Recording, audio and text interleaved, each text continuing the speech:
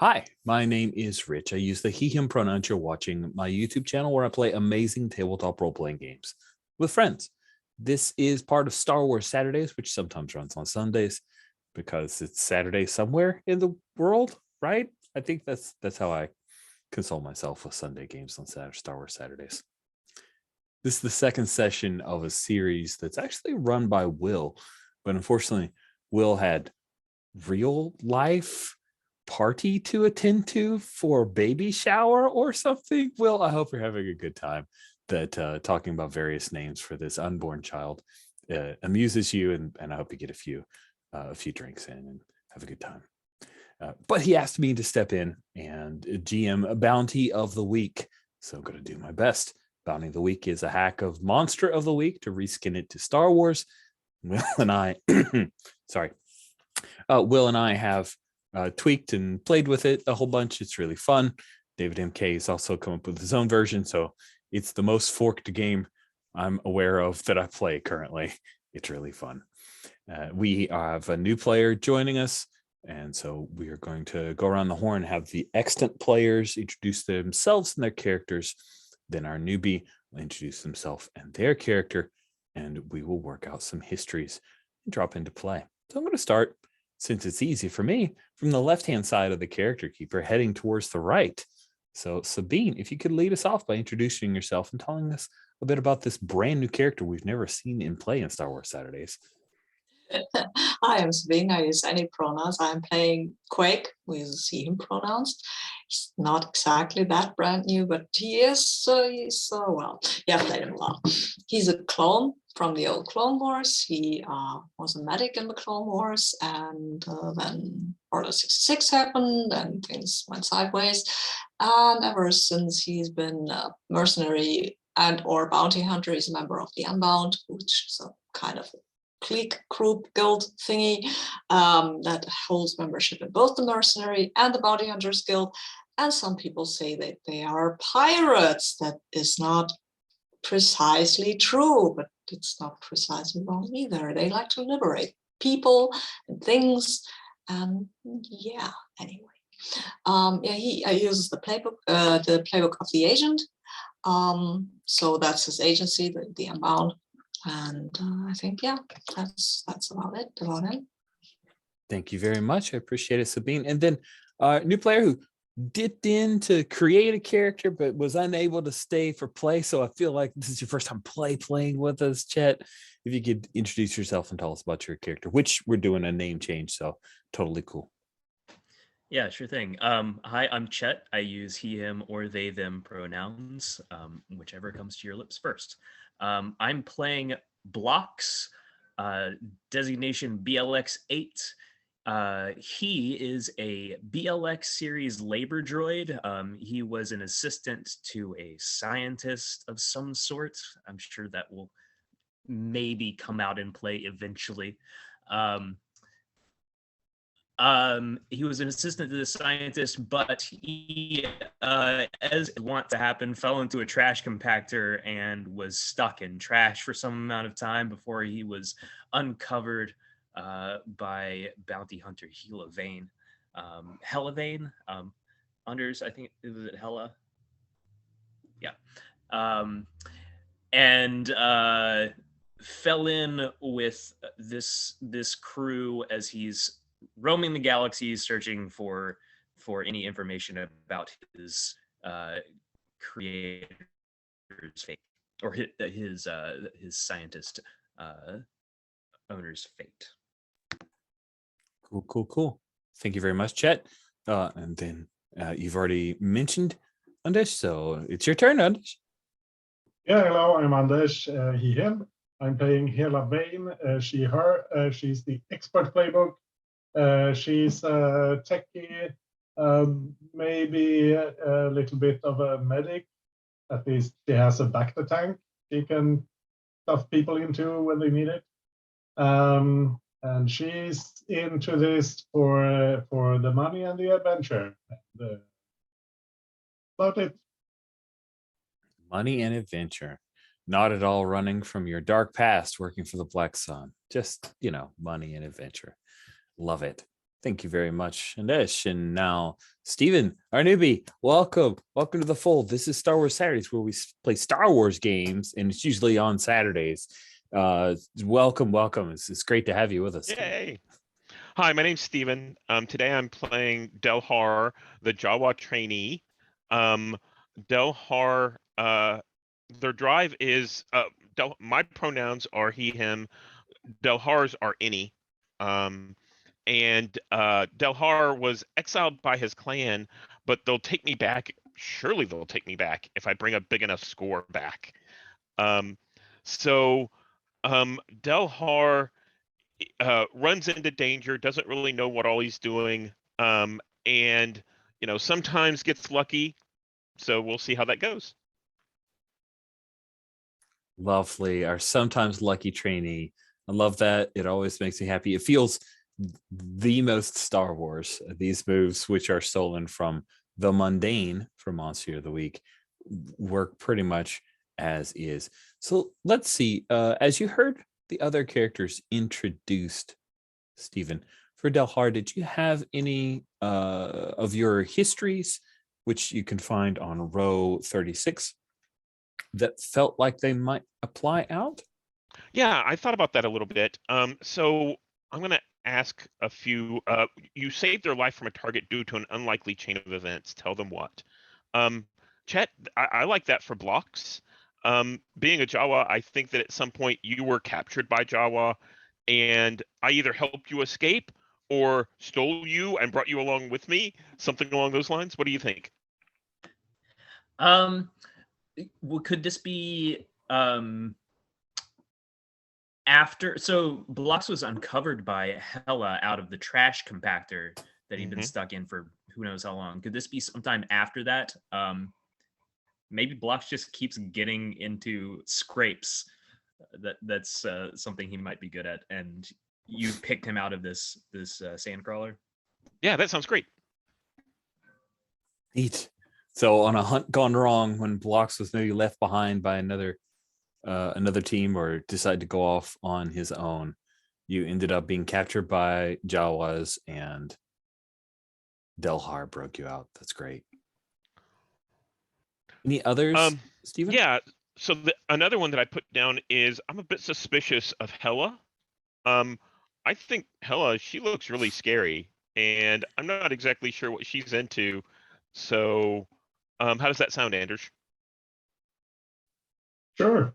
She's a bit abrasive and probably not the most friendly initially, so that works. Okay. Nice. And then my last one that I have is someone introduced me to bounty hunting. Tell them how I feel about that. I think Quake did that. How's that, Sabine? Sure, I mean, a Jawa, I will always tell them, yeah, go bounty hunting instead of taking my stuff, right? Seems like, yeah, that seems like a neat idea. Good. And how long do you imagine that Delhar's been bounty hunting? If you ask Delhar, all of his life, right? That's all he's been doing. He's been finding things, and it's always a bounty. In reality, like he might have been after like one small actual bounty from the guild or something like that. He's not a guild member. He's, very much a junior, not thought of very well yet. Yeah. All right. Cool. Yes? Mm-hmm. Did anyone have histories that they had not put out that they wanted, like got inspired by? Don't have to, but if there were any histories you're like, oh yeah, that could apply to. I sort of, to go with the history with Delhar, I think that even though he recovered me from the sandhauler or sandcrawler, I'm still suspicious of him that he is just going to take me for parts.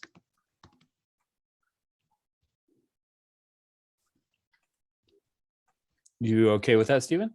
Yeah, that sounds great. Mm-hmm. But it's totally not true, though, right? Right? Wait, what?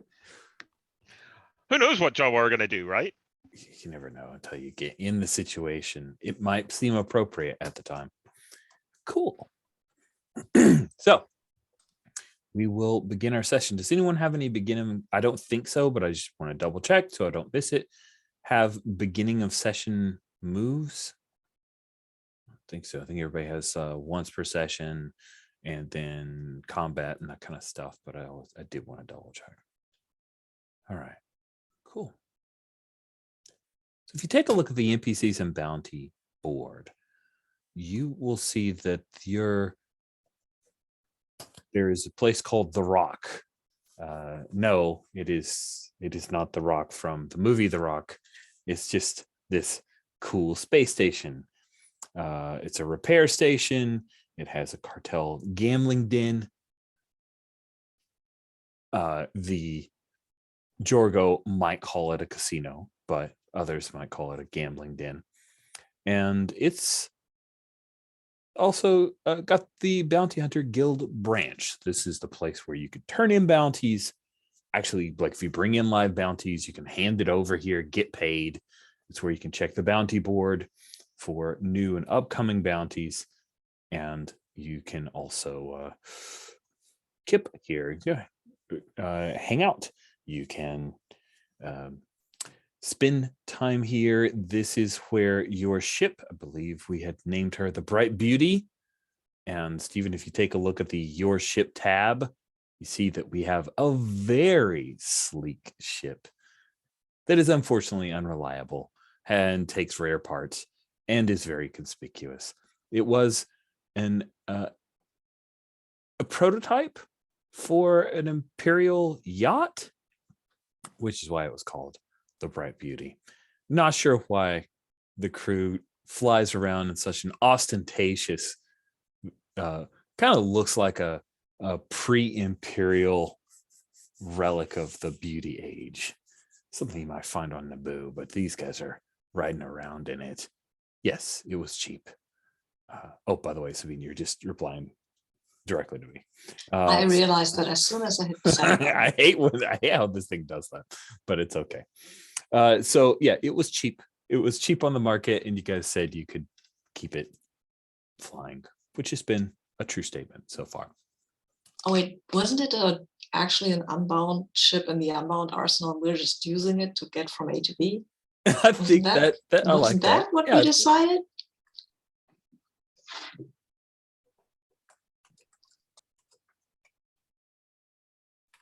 I don't remember which were just suggestions and what we landed on. I see written down here at the bottom, least hired from the Unbound, Taft's shipmaster. So that is true. There we go. Follow the Empire, though. Otherwise, this thing would have been in production for many officers to enjoy their time. I just realized, Anish, that there's a person in your picture. Like, it reminds me of that Mandalorian episode where there's a guy hugging a wall. They edited out within 2 days, and there's just a person who's standing in the background of your picture. I've got to wonder what they're up to. It looks like they're wearing a backpack. I assume that the picture is from like one of the Disney parks. That makes sense. Yeah. That makes sense. Probably. Cool. All right. So we pick up with the Bright Beauty pulling up towards the rock. So it's like swoops across, and in the bottom right-hand corner of our screen, we see the rock flash in and then flash out. Who is the pilot right now?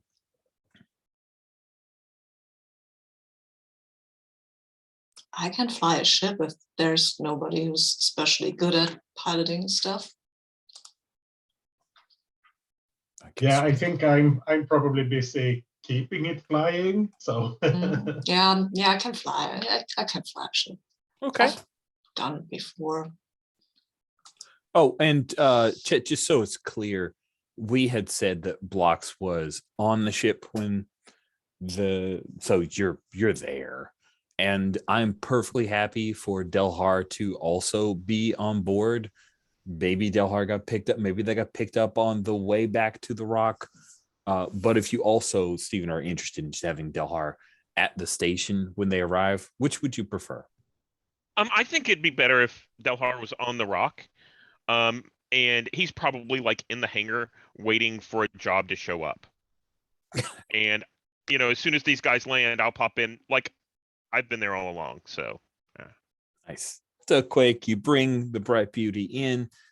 Is Quake the kind of solid, boring pilot, or just gets Yeah, it done? I mean, yeah. Look, he used to do med evac. That was tense enough. Boring is real nice, right? He's not Zyra. Tyra would like barrel roll her way into the hangar. Yeah, no. But you No, just we're just landing. That's a nice nice change, right? Because usually you come in trailing smoke and sparks and stuff like that, but no, we're just landing. How cool is that? Quake is very happy. cool. Yeah, just landing is much less expensive than other ways of bringing yourself into a hangar. Where do we find Blocks? So you're not a pilot. What does Blocks normally do on the ship? He assists. I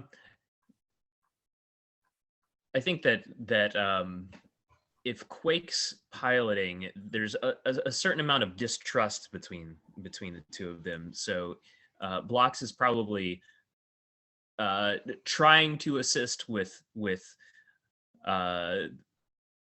adjusting the thrusters as you come in. We should probably switch off the sublight thrusters, lower them to 20%. I could just change. It's okay. His if he says something sensible, I will do it. If not, I will ignore it. Well, his reflexes, he's not the fastest droid on the moon. So he probably says things maybe just a hair of a second after they need to be done. Yeah, it's fine. I'm not criticizing my backseat driver there. And I'm not starting to argue with the droid because he thinks I should, unless I hit something and he yells at me for that, which I would be fine with that. But I think I'm just mostly saying, yeah, yeah, good suggestion. Mind the landing pylons. I mean, these ones, the green ones. Shouldn't I hit them? The green Why landing not? pylons. And I'm not supposed to hit them. No, that would be disencouraged. Okay, thank you for letting me know. You're very welcome, Quake. Sure thing, Blocks. I'm not hitting the landing pylons. Not even out of spite. No. Okay. No. What about sarcasm is the most spiteful thing I'm doing here. Among your many talents? Is this sarcasm that you are using? I detect a slight timbre in your voice. I'm a clone. We don't use sarcasm. Noted. And if there's nobody in, if Tags were here, I'd wink at her. But since she's not, I'm not. I mean, she could be there just for winking purposes. Yeah, just for winking purposes. So I wink at her. Nice. What about Hela, as we bring in and the ship is in the process of landing? What has Hela been up to? I think she's been keeping an eye on some of the systems to make sure nothing short circuits. Since this is landing and taking off is the most dangerous part, puts most stress on the most the strain on everything. So I think she's been running around like the engine compartment, making minor adjustments and or handling these little modifications she's made to keep everything running. smoothly. But it requires things run smoothly as long as she's running them. But she needs to be there to toggle everything just right. I'm curious, Hilla, there's one particular piece of tech that was developed specifically for this yacht. It was supposed to usher a whole new way of measuring landing gear. And it was supposed to give you the perfect readout of exactly how much pressure and each of the landing skids were interoperable, right? So they could land on slightly uneven surfaces and you would never even notice. Unfortunately, the sensors on the starboard skid always show out of alignment. Like there's always a warning light that is shining. What has Hila done about that warning light always show? Because it's a big red button glowing and people will ask whenever they come back. She's put like a small sign there, like a piece, what would be the Star Wars equivalent? I don't know, a piece of tape that she's just written a note on that says everything's fine. That's perfect. Everything's fine. How are you? That's so good. Perfect. So the bright beauty comes landing in. That little thing is glowing underneath the tape, but you don't have to worry about it because everything's fine. And sure enough, Delhar is waiting when the gangway lowers on the bright beauty. Boy, I could just look at that ship. You know, it is so pretty. You guys have the prettiest of all bounty hunter ships. Look at that thing. And Delhar, who are you waiting for? Quake? Anybody? So I think Latero, who is the sector guild representative, I bugged them enough that they gave me like a pad, and they saw an incoming ship with a bounty, and they said, "Why don't you go meet them?" So I'm actually running up with a pad to give them information from Lataro, and I'm like waiting on them, and I'm like, "Oh, this is the most pretty ship ever. You guys must be really good bounty hunters. I'm a good bounty hunter. Why don't we could team up together? What do you think?" I mean, Latero gave me this. What do you would you like to see this? That's so I would imagine that Blocks and Quake and Hella, you're all three kind of coming off the ship about the same time when you're accosted by a Jawa, which if you've been to the Outer Rim, you're probably used to being accosted by Jawas, but this one has a data pad rather than trying to make a deal for your stuff. You recognize them, Quake. And yeah, I think everybody knows Delhar at least a little bit. Looks like Delhar's got a data pad directly from Latero. Okay. What does it say in the data pad? I'm asking Delhar, what does your data pad say? Well, Latero, I didn't want to step on anyone's toes, so I didn't read it. But I think at that point, I'm going to go back and I'm going to read it. Rich, do you think this is anything important, or is this just gobbledygook? Is this just like an email spam kind of thing?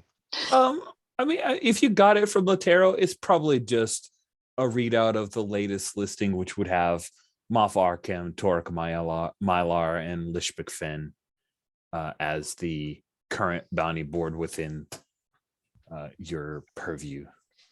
Fantastic. So yeah. I didn't want to step on your toes or anything, but yeah. So I think it's like the bounty board, and I think that Delhar like points the one that has the most money, and is like, "That's the one. We should go after this one. You guys are really good. You should go after this one." Wait, did you say you should go after this one, or we should go after this one? We should.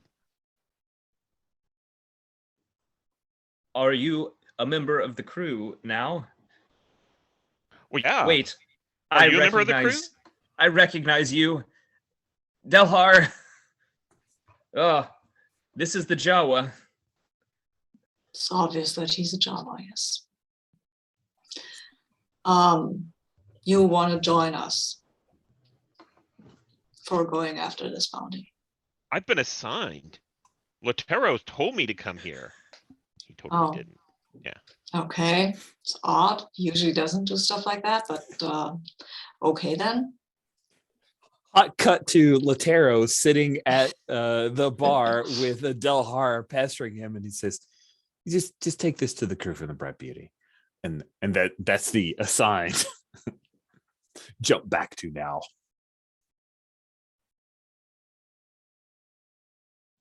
Do you guys have a bounty that you came in with? Yeah, we do. We need to discharge of that, and then we'll look at the board, and then we decide. Okay. Okay, that sounds good. Fine.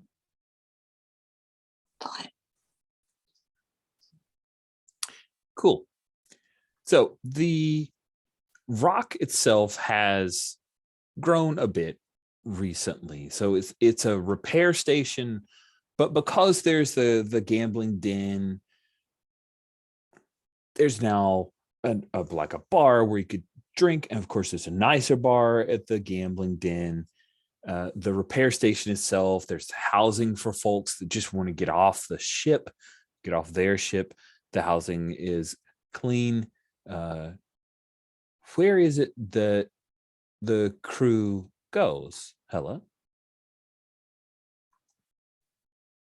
I think we go to discharge our bounty first to make sure we get paid. Since we had Mama, was it, from the pirate? Yep, you guys got Mal from the.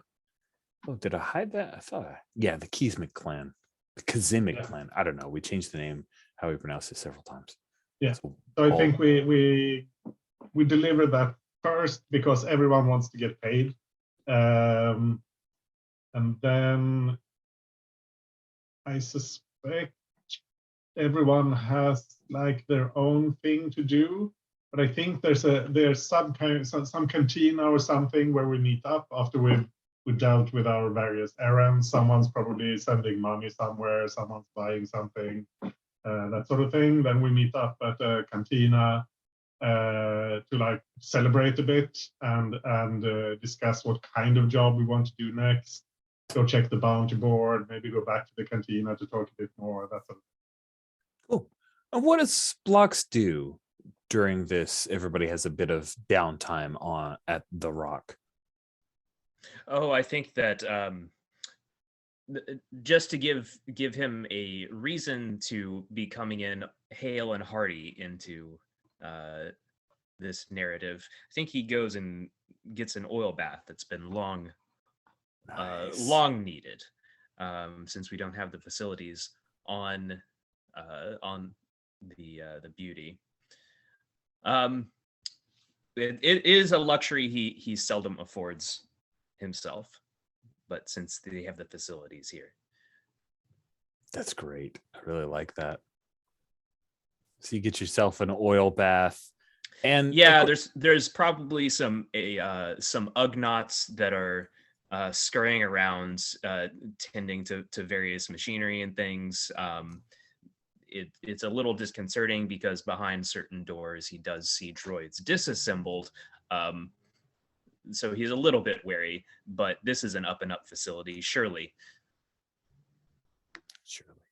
I love it.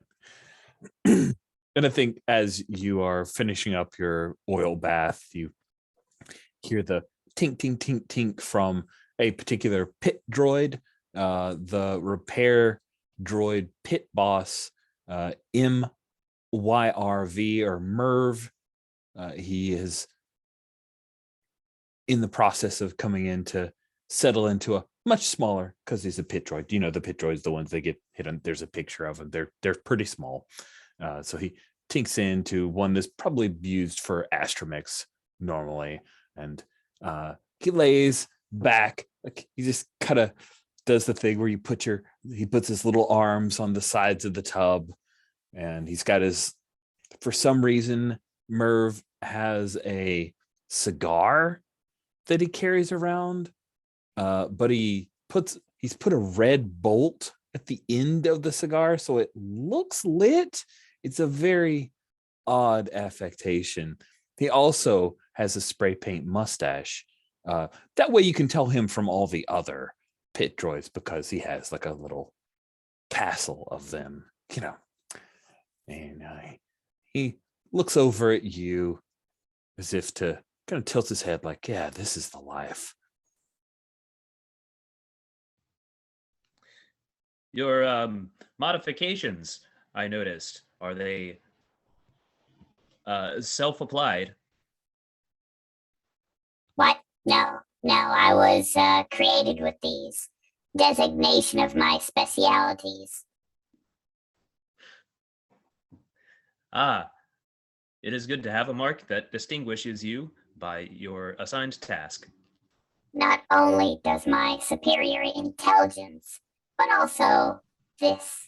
Make sure everyone knows I'm in charge. You're in charge. Do you know much of what is going on in this station, then? I know everything that's important. You're designated blocks, are you not? Yes, I am BLX-8, General Purpose Labor Droid. General Purpose Labor Droid. I believe you are designated a level 3. Well, don't worry. I won't make fun of you being inferior to me. That is okay. I do not understand jest, so it will not harm my circuits. No, I will make many jokes at your expense. Speaking of expenses, Blocks, did you know that as the repair droid leader, I can at any time on the rock designate another droid to pay for my oil bath? Is that one of your functions? It seems odd from an economical standpoint. It's very economical for me.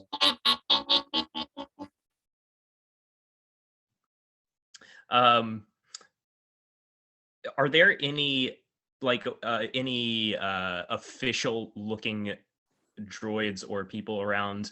I should say any sort of what's the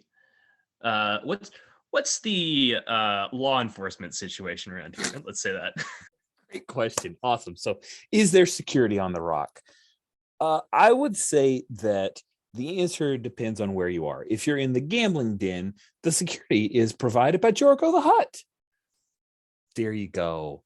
But I would imagine the rock probably has a small security staff with a weathered Pantoran who she's really not into dealing with the small fry stuff, if that makes sense. But yeah, she's got like a team of maybe 8 people that keep the peace, as it were. Now, Blocks has some amount of creds, but does not want to use them frivolously on other droids. So you're saying this guy Merv, you're not going to let Merv roll you to pay for his oil bath? Okay, cool. That seems reasonable. I think that this is a smaller droid, relaxing in this other bath. Blocks is going to stand up to his full height, which I think is like slightly taller than typical near human height. And one of his side compartments opens out. It's like a piston driven side compartment and just sort of shows his heavy blaster pistol. Ooh. Nice. So, he doesn't take it into hand. He just I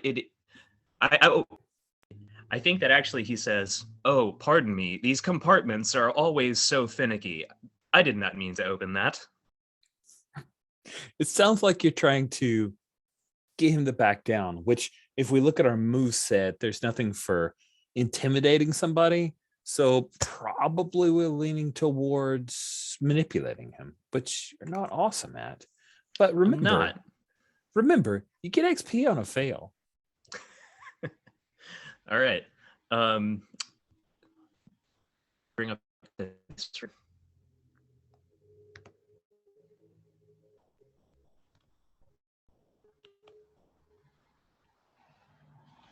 How does this dice roller? Oh, I'm happy to walk you through how this sucker works. Yeah. So there's a real easy way, and then there's another way. So you can, if you want, you've got to roll 2d6 minus 1. You can do the super easy way, which is just typing in 2d6 minus 1, and then hit Got it. enter. The other way you can build a roll and like name it is you can go and click on the 6-sided die, add a modifier -1. Sorry, it doesn't like to keep the minus all the time. There we go. And we call it manipulate. And the cool thing is that because you've logged in as yourself, that roll will be tagged to you. So I just did a test roll, but you see it's by GM Rich. I rolled poorly. And so the last roll will show up here. Whichever way you initiate it, it will show up here, and then it will start to roll down into recent rolls. But if you ever lose it, you can find the roll history. So we can actually look back to our first game when people were calling for medics and people were protecting Hela and all kinds of cool stuff like that. So that's how it works. Does that make sense? Yeah. Cool.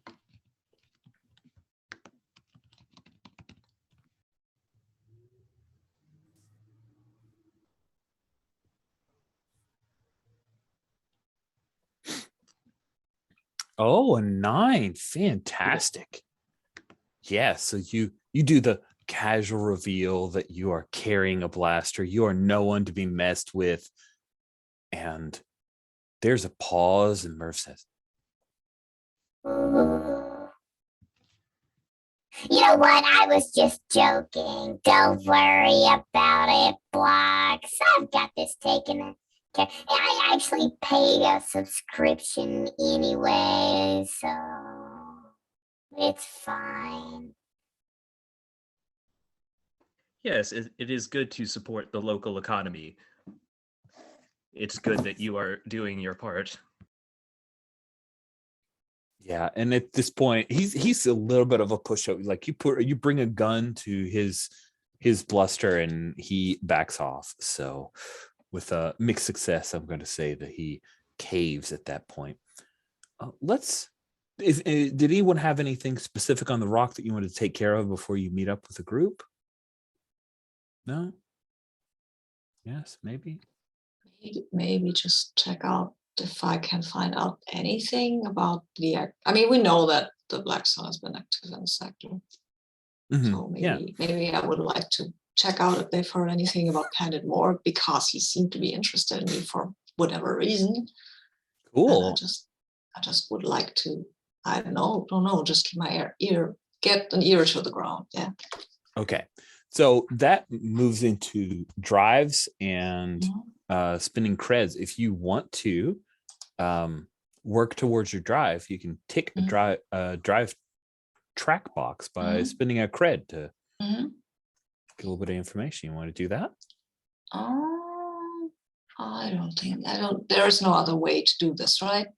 Not mechanically. So, I mean, from a narrative okay. perspective, we can just show that that's a thing that Quake is interested in. Yeah. I'll still give you a little bit of information, Okay, but it then won't I'll do achieve that. the drive.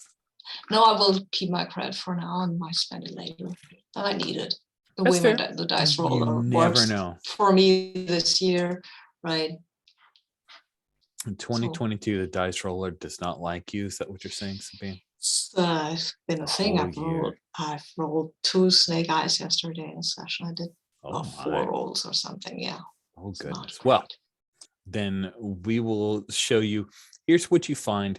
There's a trade route that runs near the rock. The rock is close enough to where you guys can kind of bounce off that trade route, come here for refueling and the like, but it's not prime real estate, which means that you don't have to worry about exorbitant prices. It's a win-win. But we'll say it's maybe the Rima trade route, because I spoke with Will. I'm not sure where the rock is in the galaxy, but we'll say near the Rima trade route, just so we have a name. There are a couple of freighters that were taken out recently, and there is suspicion that it's Black Sun that's raiding. That's what you get. That's fun, right? I like that. So we will jump forward to the cantina now. Hela, you said the group was going to meet up at this cantina. Do you imagine that it's like the space station bar where the drinks are probably watered down but less expensive? Or do you guys, because you wanted to celebrate, do you actually go to the Hut gambling den bar, which is much nicer, a little bit more expensive, but also much more entertaining because there's like a live show going and all that fun stuff?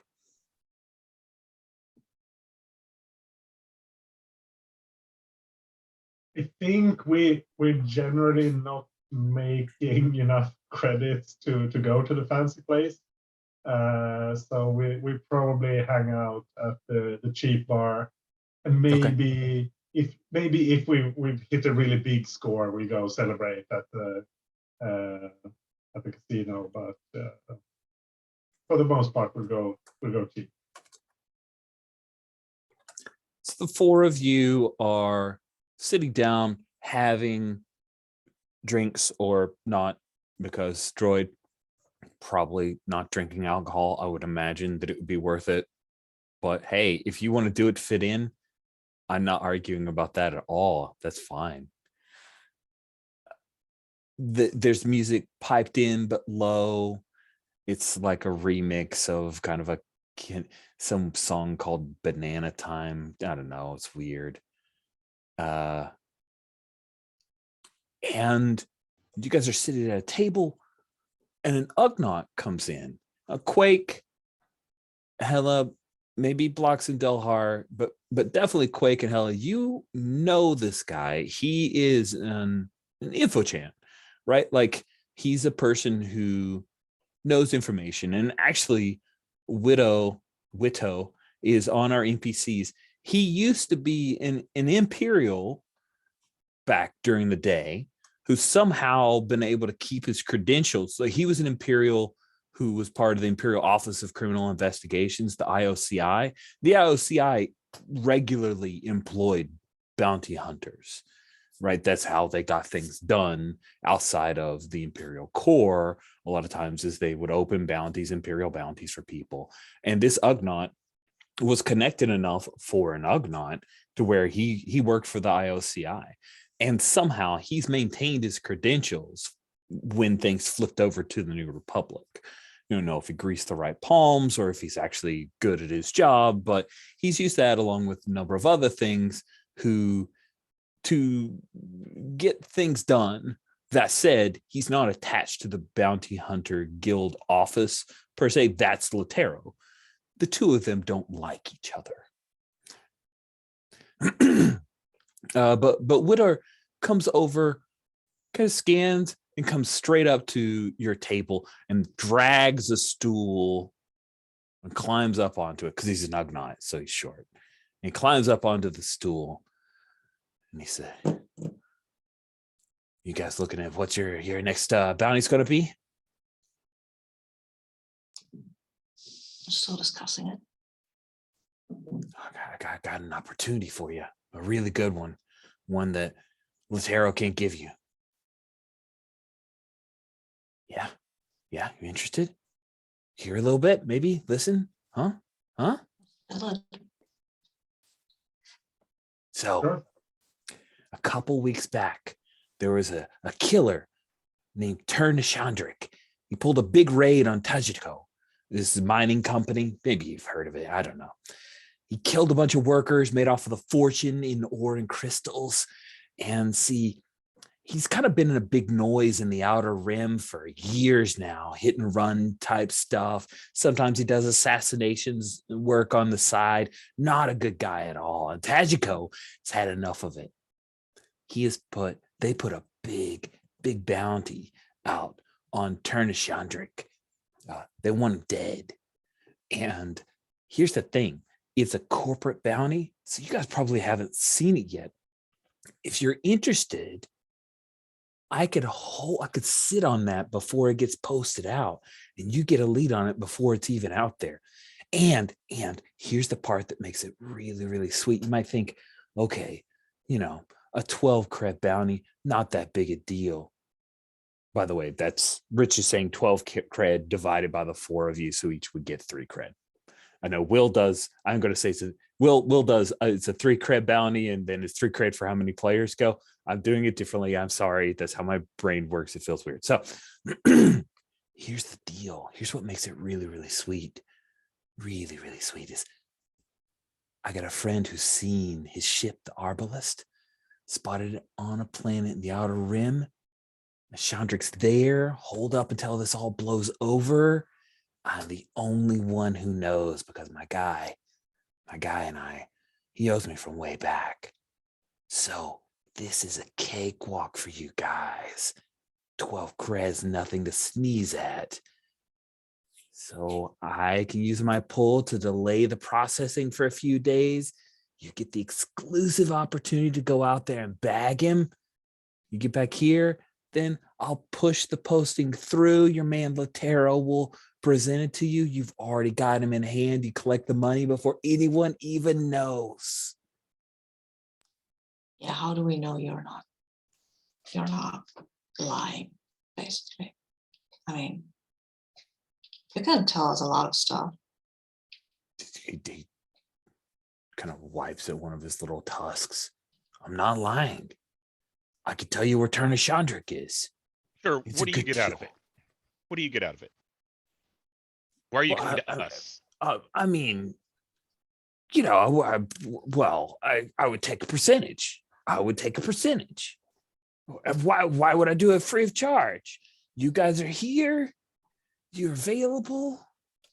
This is a time-sensitive thing. Once it goes on the board, 12 creds, some people are going to snake that. Some people in the Outer Rim closer to it, it's actually a sector away technically. So, you probably wouldn't even have it. I bet Latero wouldn't even give it to you. Plus, okay, so here's the thing. Turn. I don't like the guy. I really don't like him at all. It would be maybe a personal favor. We'll call it a personal favor if you guys, kill him. Because 12 creds, you got to kill him, right? So is it a It's a good personal deal. favor, or are you taking a cut? Yes, both. That's why it's such a great opportunity for What's us. the cut Would you're you- taking there? Sorry. Well, No, go ahead. I mean, standard 15%. So it's not even 12 cred for all of us. What's 12 cred for you guys? I'm taking off the Okay. top. Oh, okay. 12 cred's good money. We'll talk about it.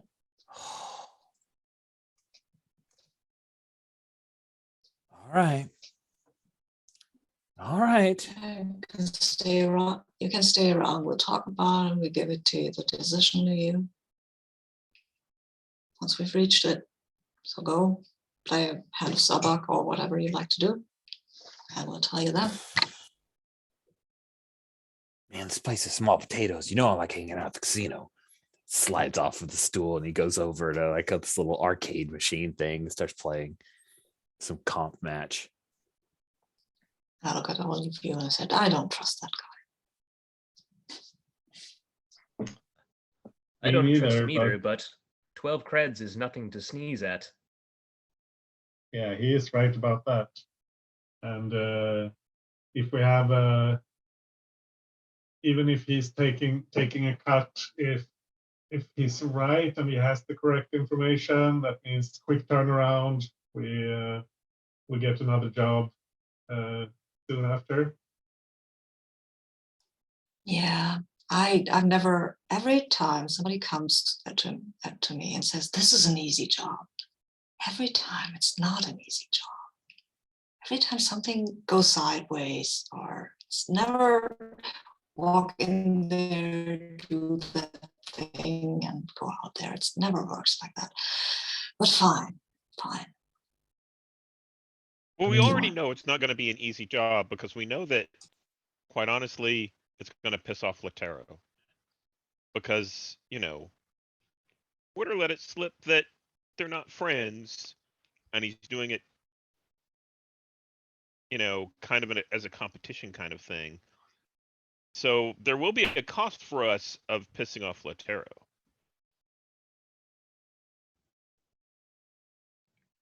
Well, one bounty broker is perhaps as good as another bounty broker. If we cannot get jobs with Latero, perhaps we can continue to get jobs with this Ugnaught. No, that's not a good deal. Latero is the guild representative here. It's the guy we take our bounties to.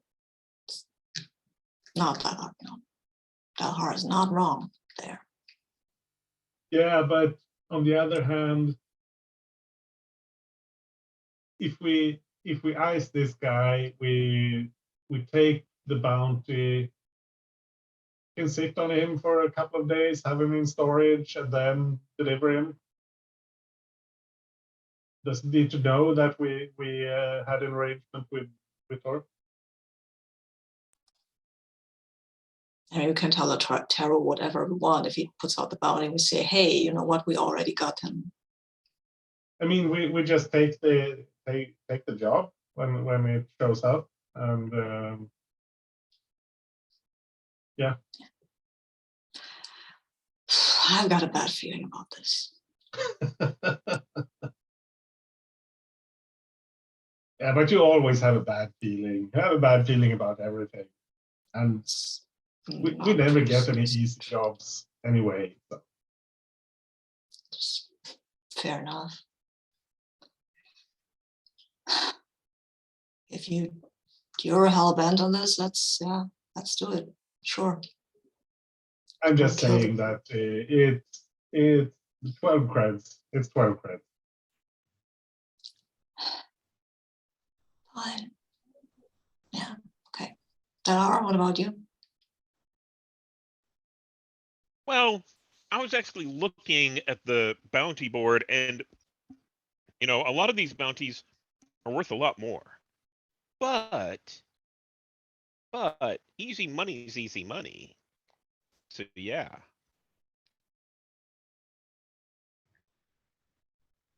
I, for one, am proficient in mathematical calculation, and as they say, a job equals a job. That doesn't make any sense. Yeah, but okay, Hela, you can tell the Ugnaught we're taking this thing if you want.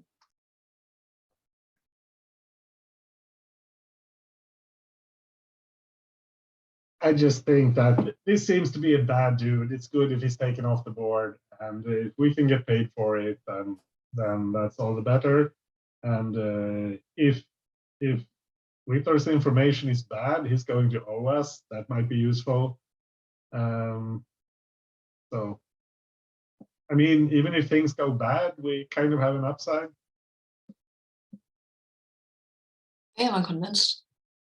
Let's do this.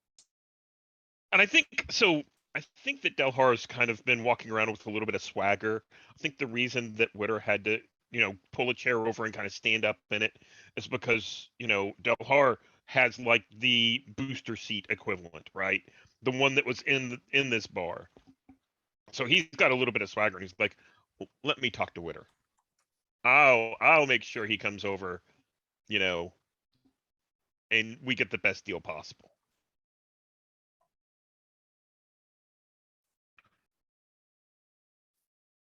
This is my area of expertise. Nice. Yeah. Cool. So Delhar's going to amble over to where Witter is playing on comp match. I'm imagining, if anybody's watched the second episode of Bounty of the Book of Boba Fett. Good Lord. Book of Boba Fett, the like weird computer thing that some people were playing a game on. He's there. He's like hitting a bunch of buttons, and there are these odd little square lights that light up, and it's an inscrutable game that God only knows how you win or even compete in it. He's And got I think, stool. yeah, Yeah. and I think Delhar kind of walks up and he says, it's tough. It's tough talking to these bounty hunters. I mean, sometimes they go for a job, sometimes they don't, but I can make it worth your while. But I think you're going to have to cough up a little bit more. We both know you're in for a little bit more than this, right? You're taking more than just a simple cut. The information you have is all good, but I think my friends are going to need some more money. So I want to manipulate and see if I can get a little bit more out of him. Okay, let's see what she can do. Okay, so let's see. By the way, I changed my move from the one that automatically helps everyone Uh-huh. to one that helps whenever people protect me. It gives them XP because I like the helping move that you guys have written, so it helps with the tier, it adds tension and all that kind of stuff. I like that a lot better, and making it just always succeed is boring. So Okay. yeah, okay. So let's go back to this. This is going to be not a D26, a 2D6, and manipulate is with charm. Yeah. So I rolled a 10, so that's a 12. Oh man. He says,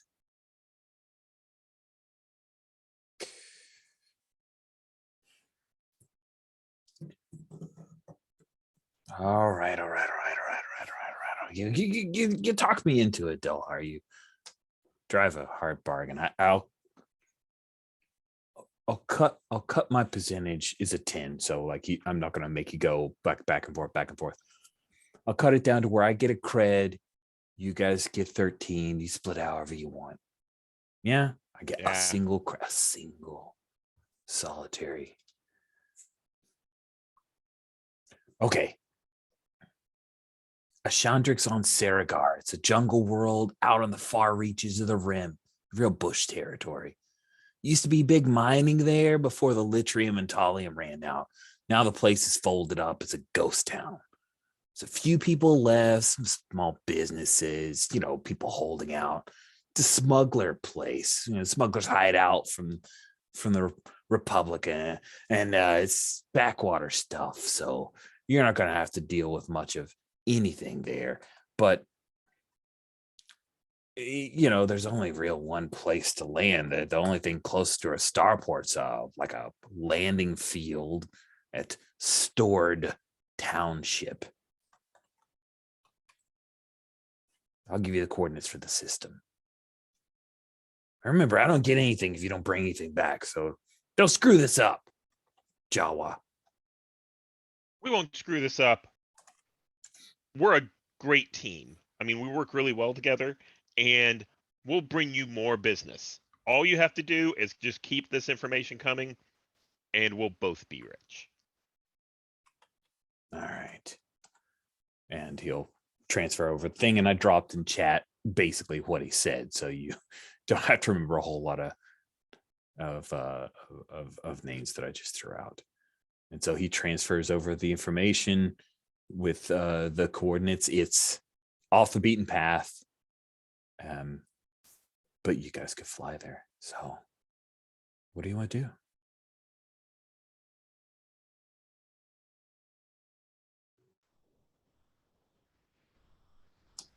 Well, with only one landing site, that reduces the probability pool quite considerably.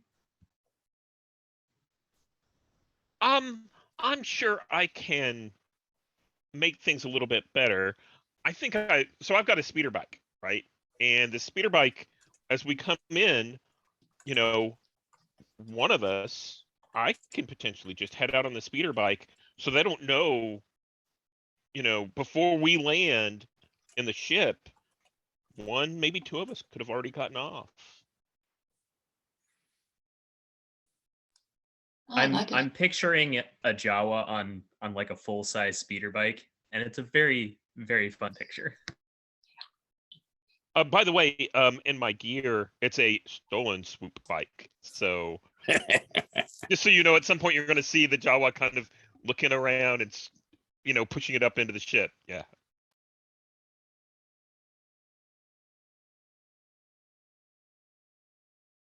That's a good plan. Yeah, sounds good to me.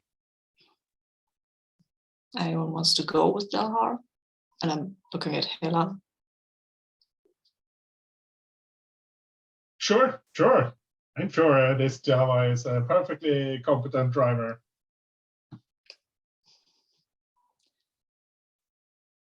You Okay. have like actually ridden this thing before? It's not something you just carry around? Oh, I've definitely ridden in it before. He hasn't. So yeah. Totally seeing that Ewok moment of you like hold a god and the legs kicking back. That sounds amazing.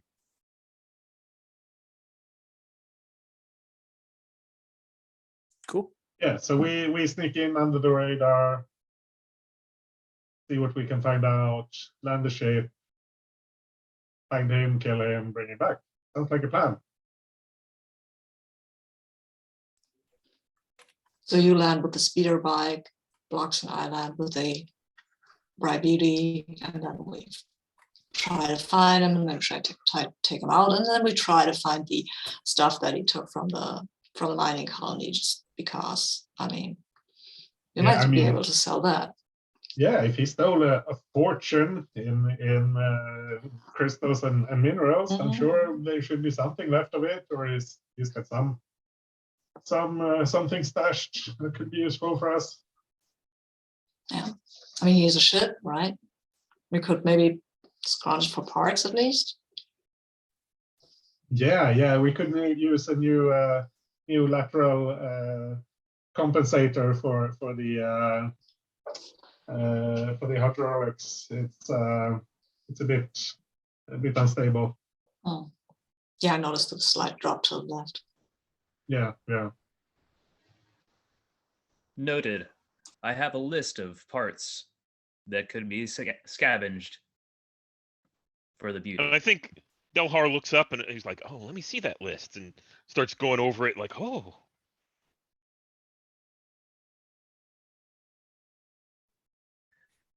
I think that Blocks snatches it out of Delhar's hands and holds it too high for him. Harsh.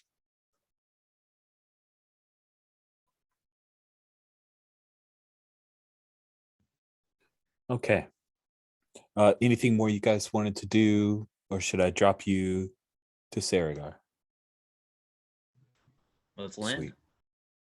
Come out of Oh, hyperspace. wait. Yes? Let's just before we drop into another job without any kind of preparation, Mhm. I think there is a move that says something like not make a plan, like investigate a quarry.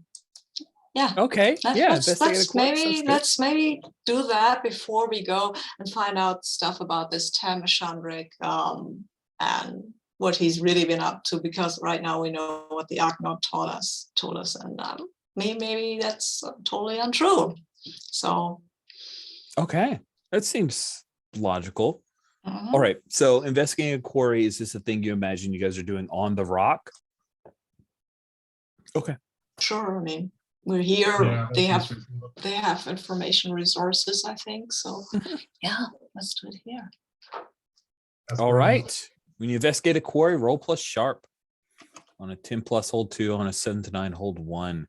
Quake, you suggested it. Are you the one doing it? I don't know. Maybe Hela wants to do it. You can set Hela can to do it. No, I don't know. Just asking. No. I can do it. I If you think need help. Hela has a good sense of who to ask without raising too much suspicion. So let's try this.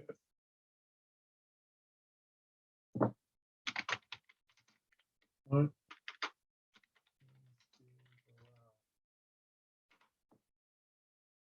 That's Oh an my. 11. That's pretty great.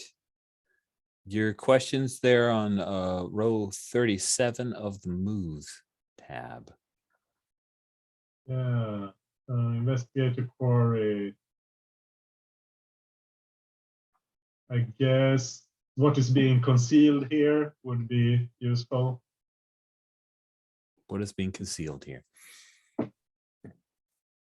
The first thing that you realize as maybe you pull up a little bit of data set on Saragar itself is that, sure enough, this was during Imperial days, it was a boom town. They were able to scrape out and mine a couple of very valuable minerals. So it was like the place that he's calling stored, that Whittor called Stored Township, was a city. So the fact that the Imperials all pulled out when things started to dry up, and then the Empire folded, just the whole place fell into disrepair. It's not even on some maps. However, he did say, so this is true, there's a small like smuggling ring that seems to be using that place as an area to hold out, which answers the question of what's being concealed here.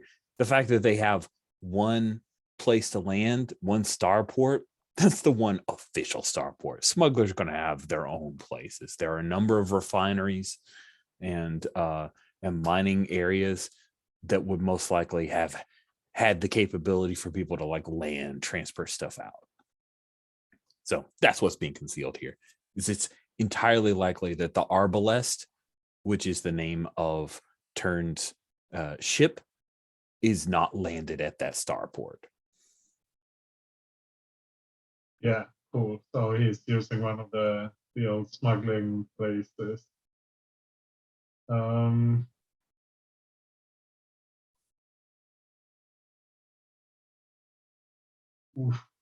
Not sure if anyone has an opinion, either what might complicate things, or strengths or weaknesses. I'm not sure what's most useful. I think I would like to know about possible complications. Yeah, let's do that. What might complicate things? Oh yeah, so he's worked as an assassin from time to time. That's the thing that Whittor just glossed over. He has exclusively worked for the Black Sun.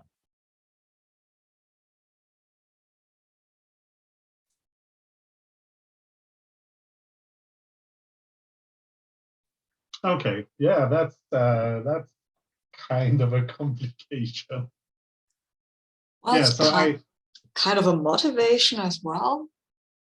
Yeah, I bring this back to everyone else, but yeah, this place was used by smugglers. He's not registered as landing at the official starport, so he's probably using some old, possibly hidden smuggler landing pad, and also he's Black Sun, or at least subcontractor to the Black Sun. He works only for the Black Sun.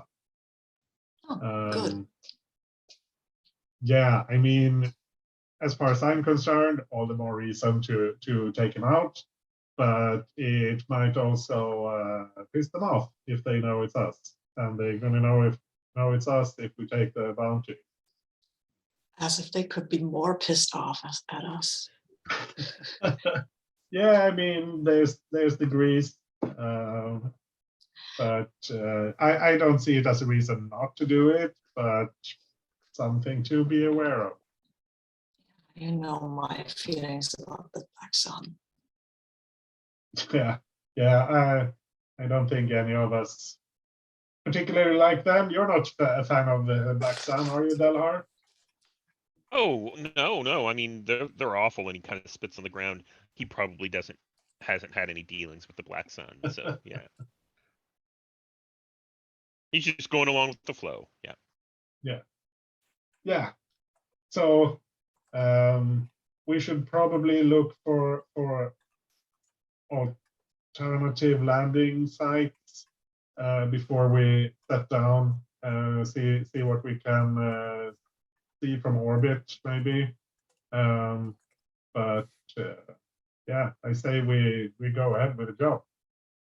Yeah, that now we know more. That's a good thing.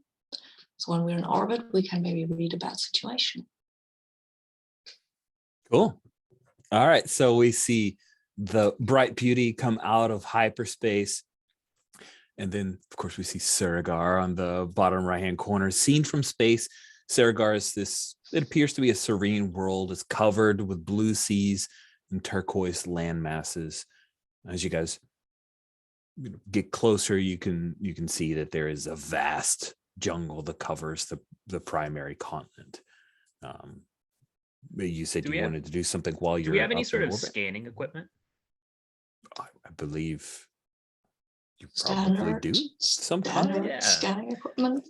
Yeah, sounds like some sort of technology. Yeah, let's take a look. The bright beauty. You guys chose that it has engines and weaponry. So your scans are probably not super refined, but you're a droid. You've got an expert with you. I'm sure you could figure out something. Yes. I could possibly be able to detect certain deviations from the baseline surface scans. Is this something where Perhaps I to could detect use a my... break. Sorry. Perhaps to detect a break in the tree cover.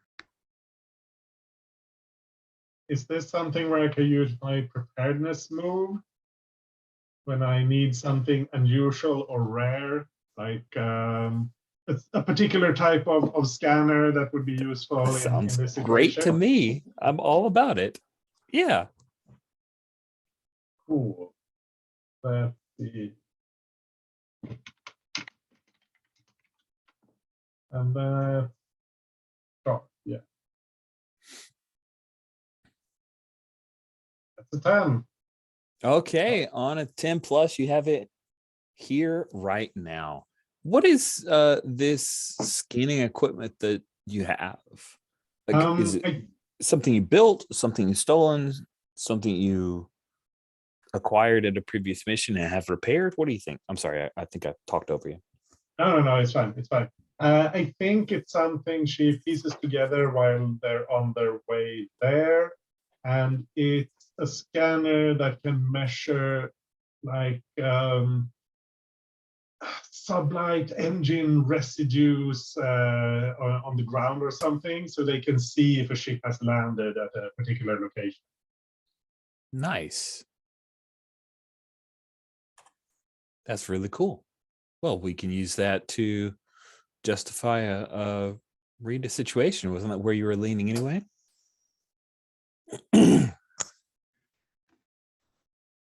Read a situation or use technology. It's true. Using technology is also a good option here.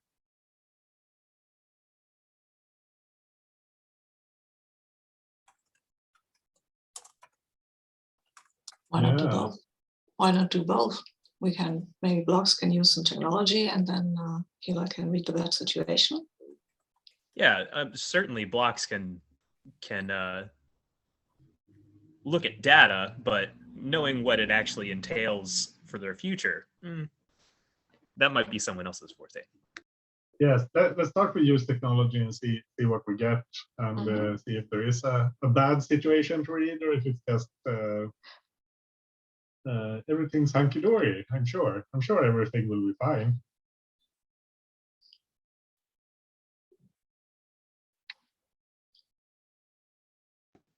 I'll go ahead and roll use technology. All right.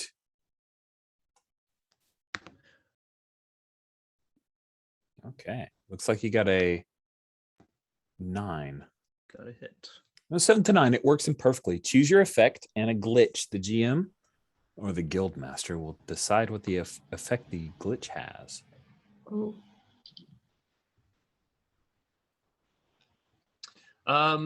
Let's see. Yeah, I think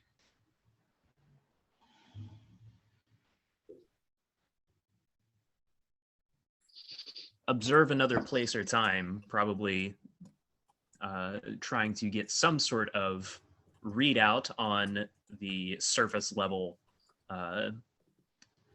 landing sites.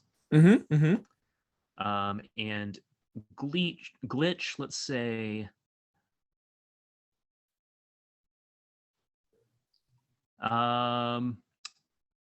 Do we want it to draw immediate unwelcome attention? Get heavy Yeah. into it? Yeah, why not? Sure. Okay. You are able to, Block's just interpreting the data using the scanning equipment that Hella's provided you. Am I saying it right? Is it Healer or Hella? I'm sorry, Undershed. Hella. Hella. Yeah. Okay, perfect. Okay, good. Hella, just like the character from Thor 2. Okay. Thor Ragnarok, sorry. Right? Hella's in Ragnarok. Ragnarok. Yeah. Yes. Yeah. To question myself there. And you are able to find the particular signature of the Arbalest based off of the type of ship that it is and the recency of its fuel expenditures. So you know pretty much where it is.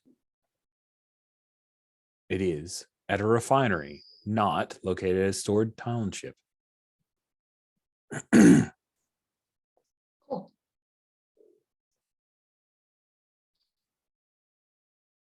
Is there anything more you guys want to do? Mhm. I mean, if it draws immediate unwanted attention, is that something we notice, or? I don't think you do. So we still want to. Sorry. We still want to do the swoop bike thing, where two of us go on the swoop bike and the other two on the Bright Beauty, or is that scratched? Yeah, that's a good idea. It might be good. Try to find a. If we try to find a landing site that's not exactly that place but nearby, land the ship there, go in on the swoop bike. Ship can be ready to like just do a short trip to the actual location if we need to. Does that make sense? Like if we because if we land right there, then they're going to know immediately that we're there. We use the swoop bike to scout it out first. Yes, Yeah, that makes yeah, sense. basically. That makes a lot of sense. Okay, so we'll land the ship somewhere close by where we can land it. And I warn you, I'm not the pilot that my comrade is, but I can land it. Sorry. Yeah, go on. I was going to say, wasn't someone going to roll a bad situation? Quake, Yeah. did you want to take a look at these readouts? Yeah, I want to look at these readouts. I want to read about situations. That's a good point. That's what's sharp, right? It is. Okay. Let's read that. Yeah, I forgot to add dice, so I will try to do it now with dice, and that's an 8. Okay. Okay, with an 8 on read a bad situation. I believe you get a question. Yes. So yeah, I got one question. So that might I'm wondering, guys, what's my best way in, or are there any dangers we haven't noticed? What do you think?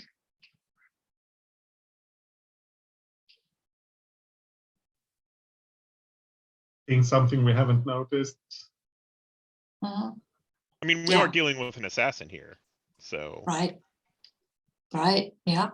What are the dangers? What are there any dangers we haven't noticed? Man. Okay. So you are looking over the information as you guys are scouting about trying to find a place to land. And Quake, you realize that there is in the jungle, because you'd have to park, so you're looking at like, okay, this is a decent landing space between here and there. What is going on? There is you see that there are several bipedal beasts with violet fur, horns, large fangs, and curving claws, known as the dreaded Saragan Raven Beast. Yeah, there are raven beasts about there, and I'm pretty sure someone can maybe ride them, but they're not tame or anything. If slain, a complete set of the Raven Beast claws and fangs are worth 1 cred. Oh, well, but if we mess up this whole mission, we can try to get some of these Just be raven hunters. beasts. Yeah, there you go. Just hunt some Raven Beasts. There you go. Yeah, but let's find the assassin and not get the raven beasts. I imagine they're aggressive, and Yes. they're pretty aggressive. They especially don't like swoop bikes. Nope. Understandable, as it reminds them of their natural prey. Yeah, well. Anyway, if we can kill these, there might be at least a little bonus for us there. But yeah. Anyways, raven beasts. So do we skip the swoop bike thing and just land and go in guns blasting? Is that what you're talking about? No, I'm just saying if anyone goes on the swoop bike, they should be handy with a gun, with a blaster, because these raven beasts might attack. But you know they're out there now, so it'll be fine. Totally. I mean, it's not like they're crate dragons or rancors or anything. It's not like they're a rancor that Quake would, a crate dragon that the crate would try to be or Quake would be swallowed by. Yeah, nothing like that. These things are, I mean, they're only 9 feet tall. I mean, long. Really, they're not that tall. They're probably because they stoop over to eat their prey and stuff. So it's fine. Star Wars, we have to have some beasts, right? For sure. Yeah, so long as they don't catch you, you're fine. The thing is, they don't eat droids blocks, so you're good. You're good to go. Now, do we feel then that you guys are going to abandon the swoop speeder bike idea, or still go forward with that? I'm thinking we're going to take a break. I just want to know, like, for planning purposes, so I can kind of have it rattling around in my head during break. Do you guys just want to land and all go as a crew? Do you want to drop off the speeder bike to scout around? What do you want? So I think we should still scout around with the speeder bike, just because, you know, the ship is very obvious and everyone notices it whenever it drops out. Everybody's like, that's a pretty ship. So yeah, any advantage we have of coming in, you know, with this, you know, second group that might not be noticed would be helpful. Yeah, and I also want to see Delhar drive the speeder bike. So There we go. That's some Chekhov's gun I need to see fired as well. Then, and now we have the heads up on the Raven Beasts. forewarned, forearmed, friends. It really only has 2 arms. Yeah, and I was about to ask, does it have 4 arms? Cool. So then Delhar is hopping off on swoop bike. Is anyone riding with them?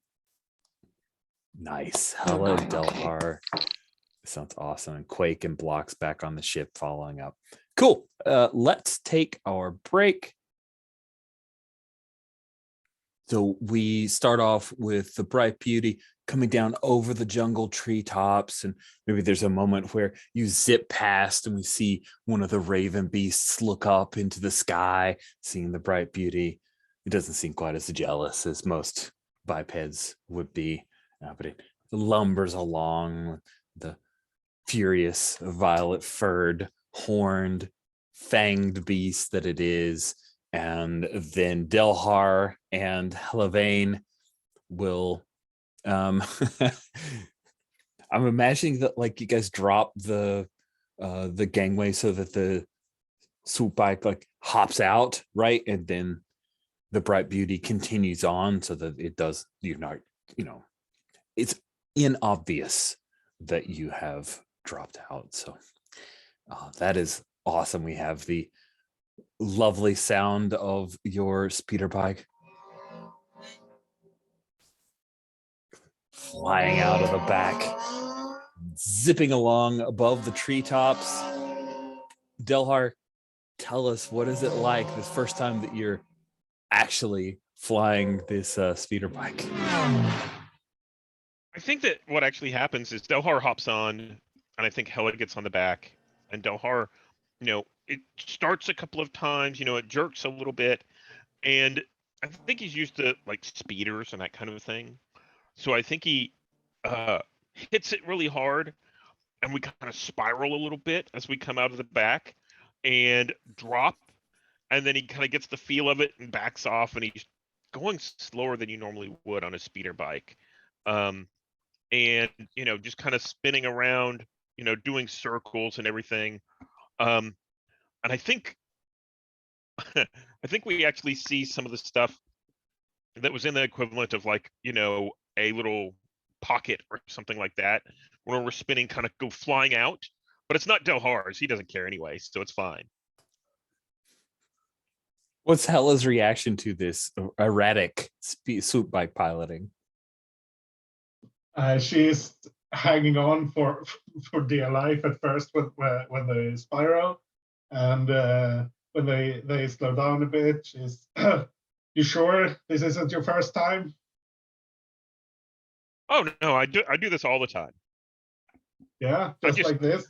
Yeah. I mean, you have to get the bike started so that it's all loosened up before you can go through and do what you really want to. Right. Well, I haven't ridden swoop bike before, so I'm sure you know what you're doing. Yeah, I'm an expert.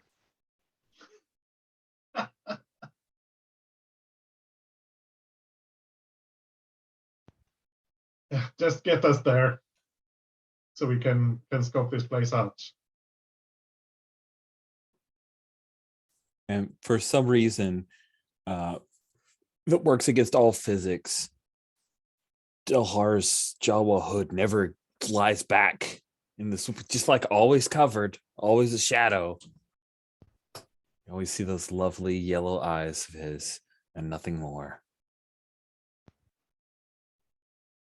Cool.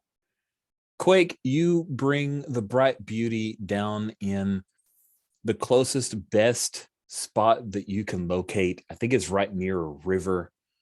A lot of the trees kind of branch over, so the river itself, there's a middle part, but then there are kind of like a willow trees, like a bunch of like hands that are reaching over, but there's a particular rocky outcropping, and you end up parking the bright beauty there.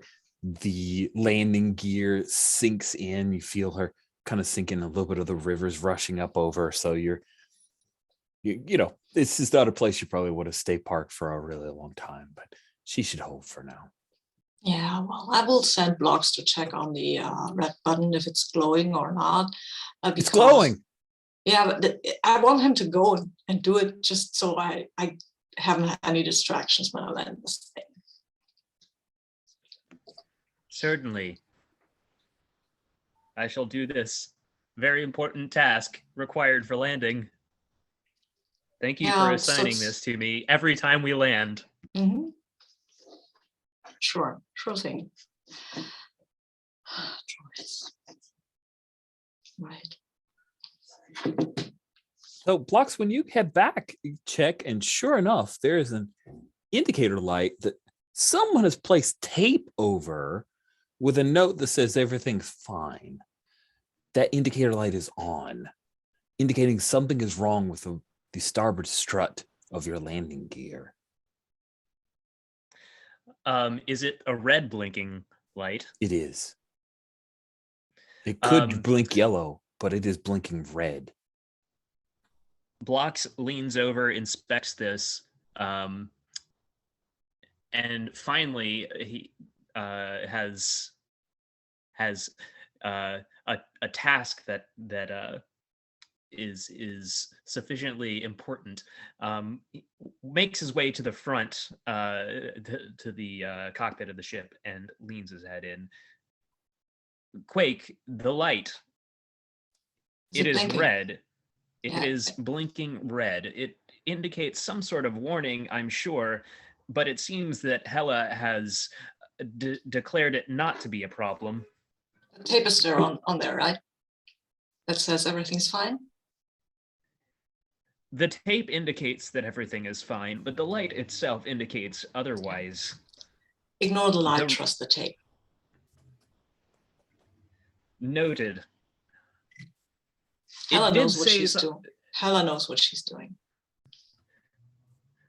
the panel was for the landing gear, he says, probably just a moment too late. Mm-hmm. The Yeah. landing gear starts to sink just a little bit, and now you're no longer in that perfectly level setup that the Bright Beauty was famed for in the on the like floor model of it and the demonstrations. Ground's not ideal, but I think we can stay here. Anyway, the ship should be watertight. You can function underwater, right? To some degree, yes. I just had my joints oiled. Good. You can function underwater as well, yes? For a limited time.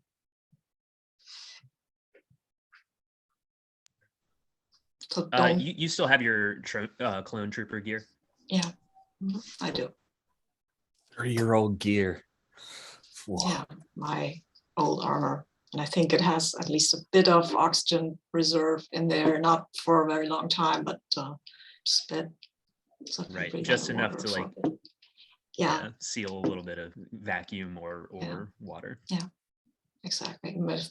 If I can survive in vacuum in this thing, I can probably survive underwater for a while. And I feel that the Kaminoans would have made sure that people can survive underwater in their armor thingies that they create. We lost another 26 clones because they fell off the side of the training theory. They can't swim, they are not good soldiers. That's right. Cool. So Quake in his old clone battle armor and blocks, just being blocks. You guys head out into the jungle. Delhar, you eventually get control enough of the swoop bike that you can head towards the coordinates of what you guys had located, the refinery, which I believe I actually have the company name, not that it matters, but yeah, the old refinery. What is your in here? I think now's the time I'd like to use my move. Oops. If you want to stumble across something important, tell the GM. You'll find something important and useful, although not necessarily related to your immediate problems. And I think this is as we're flying through the jungle, and I think we're actually flying to kind of flank everything at the refinery, but I think we're also trying to make sure, there's been enough stumbling blocks in this mission so far. We're kind of scouting everything out.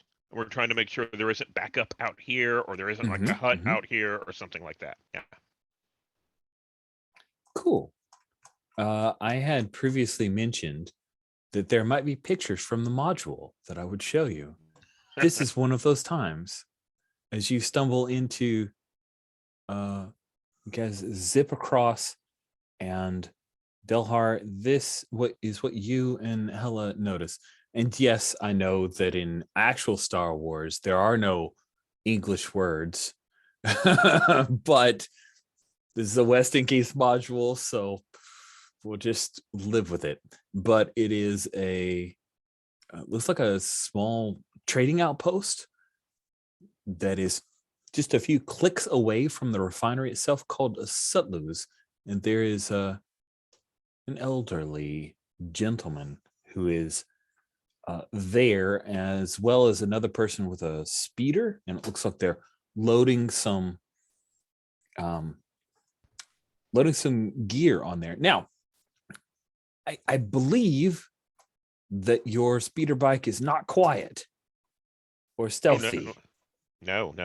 So it's one of those where you guys are jungle canopy, and then whew, the clearing for a brief bit. And you see Sutlu's above you as you're kind of descending down, and the old elderly man and the kind of rough looking Whiffid, which is these bipedal, furry, tusked creatures. They're loading some stuff onto a speeder, and they look up and see you guys, and the Whiffid will reach for, he's got a little harness for his gun, like right in the middle, and he starts to reach for his gun. What do you do? So, Hella, stop me whenever whenever you want. But I'm gonna whip around and kind of circle around and come into park next to the other speeder bike, and I think I'm gonna wave and probably say something in Jawa, and come in, and I don't know what scrap. Exactly. I don't know what scrap I have here, but I might grab some stuff that's in the saddlebags that I think might be worth, and see if I can't trade something. Nice. That is a pretty clever ploy. Hella, you see that your Jawa friend has decided to turn this into a trading opportunity. What do you do? I figure that that's a good cover for going in and try to talk to some locals who might know something. So I think that's actually useful, and I think I'll play the bodyguard. Like try to a bit of swagger, like not raise my blaster pistol, but like have my hand on near it, just to show that I'm aware that this is a slightly dangerous situation, but I'm not trying to threaten anyone. Cool.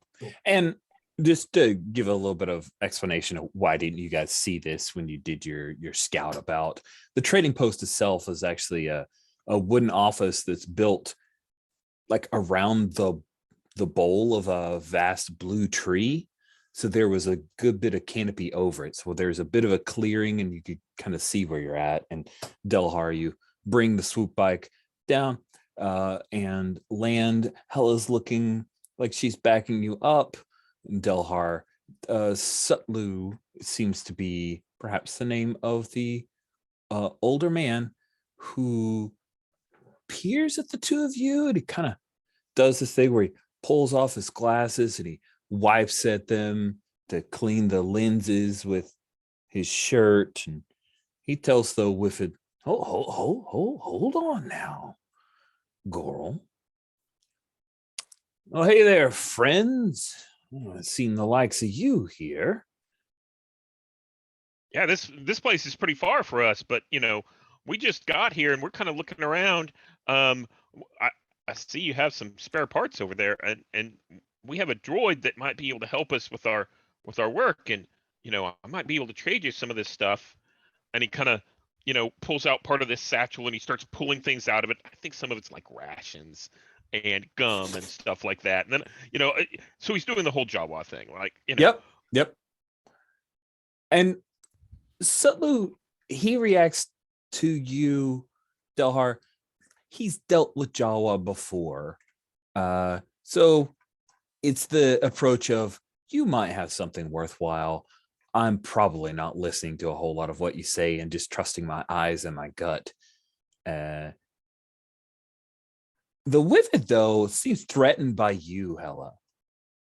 And he comes over, stands over you. Like, he's real tall, broad-shouldered individual. He's got that long face with his two pair of tusks there. Will you? Me? I'm just looking out for my friend here. Friends with Jawa. And I think Delhar turns and says, employee of Jawa, and then kind of goes back to his negotiation stuff. Yes.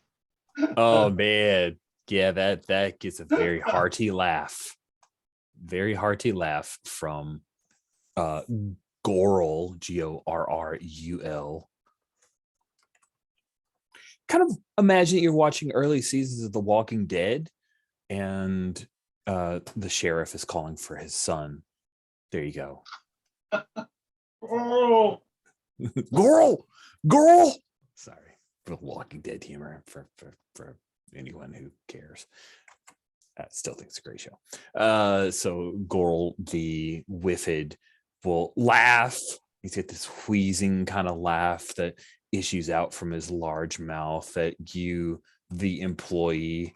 And yeah, I think that satisfies him for now. He doesn't think you're much of a threat if you're working for a Jawa. You can definitely trade with this guy. He finds a few items, Delhar, that are good enough for him to say, oh yeah, I'll give you I don't have not many count of credits around here. These guys always want to trade Imperial credits. They don't spend. So we do barter here. I'll take this motivator here. Maybe you need a little bit of supplies. You guys out and about, you're probably going to need some,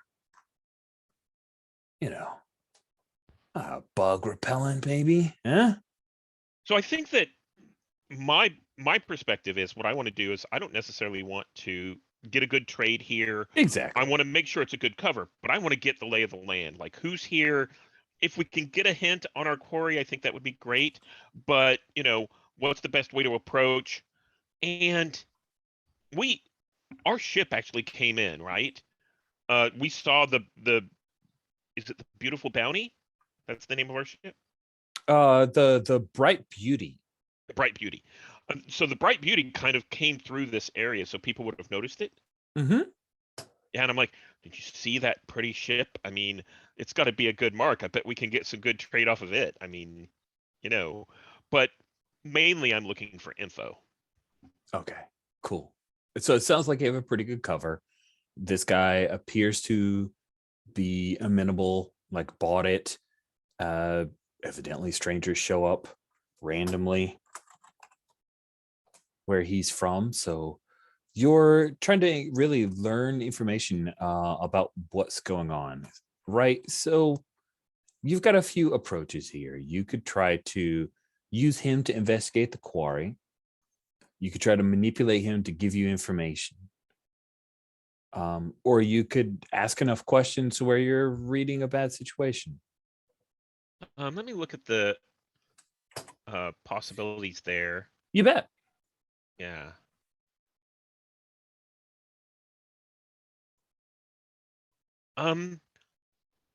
So I think I'm going to look at, probably read a bad situation because that fits best, I think.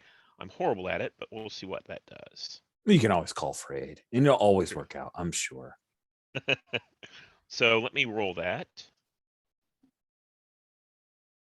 That's a 7. That's a bad sitch. Now, just a heads up reminder on the call for aid. You could get bumped all the way up to a 10, even though you're 3 away from it, with a successful call for aid from Hella. Yeah, so I think I like the idea of the call for aid. I like the way that mechanic works. So I'd like to, Hella, would you help? Yeah, absolutely. And I think while you're talking to the trader, I start talking to Garo, and is you know what's up around here? Is there anything I should look out for? So my boss here, and I kind of roll my eyes a little bit, doesn't get into too much trouble. Nice. Okay, cool. That sounds like a really good aid attempt, but unfortunately, it sounds like you're using charm. Yeah,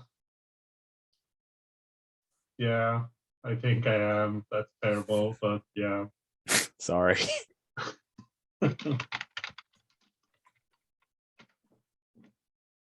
And I get a 5. Oh, goodness. So, yeah, what happens with call for aid is that if they fail, the result of the original roll drops to a 6- and you share in the consequences. So let me share the good news with you, friends. You both get to mark experience point. It's real good news. Yeah. The bad news is that Hella, you're talking to this Whiffid, and he ignores you for a little bit, and he's like talking, yeah, no, yeah, no, and you realize, oh, he's ignoring you, and then he draws a gun and shoots you. Yeah, he shoots you, Hella. You take 2 harm. Or do you have any armor? Why, it appears you do. So you only eat 1 harm. No big deal. But you've been shot. And Sutlu jumps back. He wants no part of this. He's like out of this. He drops whatever stuff you guys are trading. All negotiations are off as he is getting inside the shop. And this wizard is gonna try to murderize you guys. So yeah, Hella, I imagine you're in the throes of being hurt. So we'll see what Delhar does in reaction to this. Delhar, what do? You just saw your buddy get shot. You heard the terrifying sound.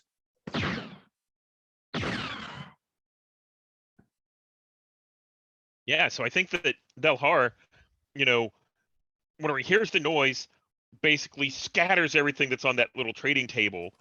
Sutwu kind of runs back into the, and back into the building, and Delhar dives behind cover and kind of looks out and kind of gets an idea for what's going on. And he sees Hella's been hit.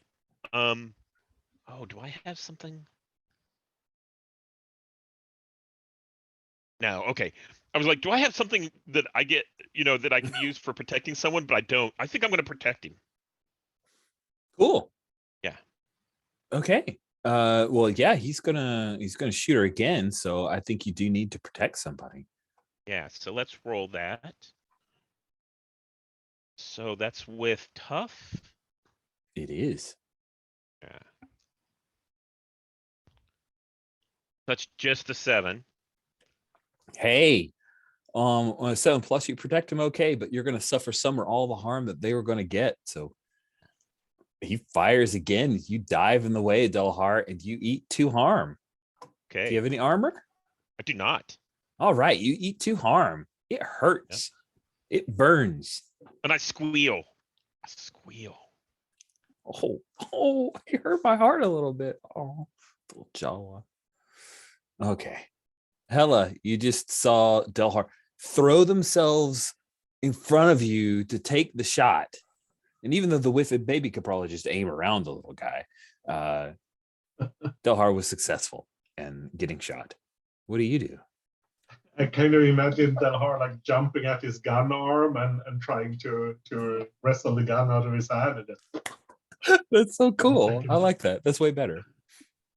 Oh, you carking coward! And she draws her blaster and just shoots in the face of this guy. Kicks some ass. She's pissed off. Yeah, roll plus tough. You're kicking some ass here. Yeah, and I have +1 from tough.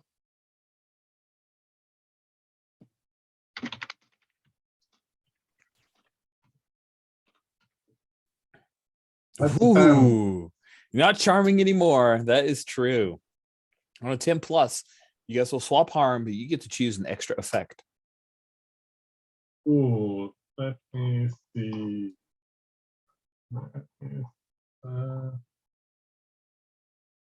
Yeah. So, give me advantage. I think. I think I forced them where you want them. Like he has to retreat inside the building to take cover or something. Cool. Yeah, because he could have easily like hopped on this speeder and maybe hightailed it out of there. So yeah, you force him back. A couple blaster shots. He gets hit and tagged. You also will get hit, so you get 2 more. Your armor takes that, so you're now at just 2 harm. It's fine. Yep. You get 7 total harm. What's 2?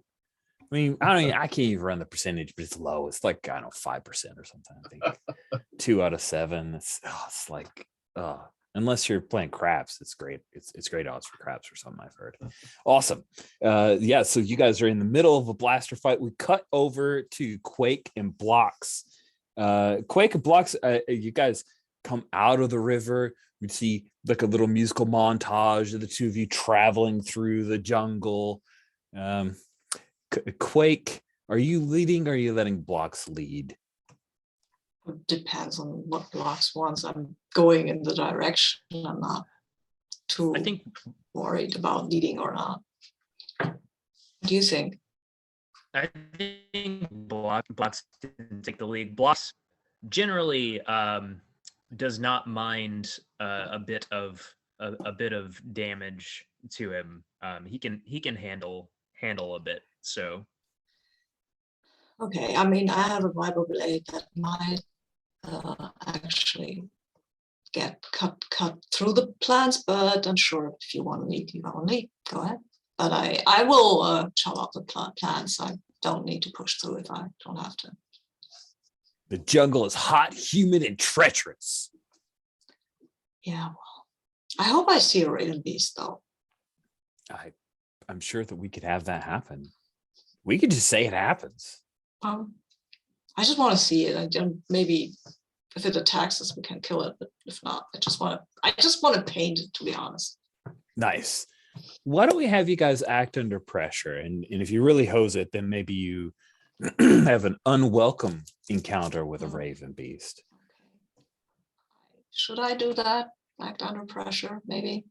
You can always call for aid. Yeah, no, that can call for aid if I really. You okay with that, Jen? go for it. Yeah. See how it goes.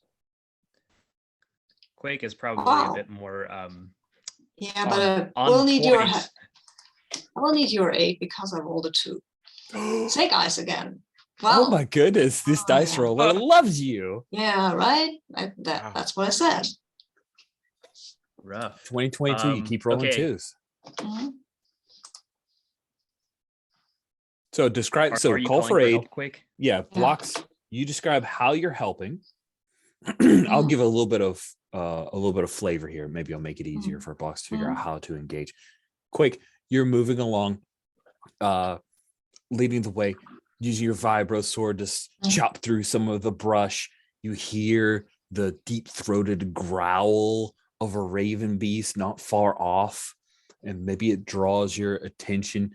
And when you step, you start to slip, and blocks. You see, Quake start to lose his balance, perhaps more. We'll see. But he's called for your aid, so we'll see how that goes. How would you like to aid your compatriot? I think that perhaps uncharacteristically quick reflexes for blocks. Blocks runs over to him and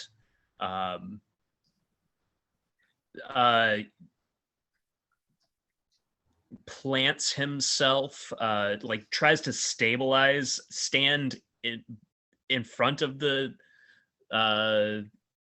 between Quake and the Razor Beast and Raven Beast, pardon me, Raven Beast, and act somewhat as like a tower shield, basically, like planted. Nice. It sounds like tough for sure. Let's see how that goes.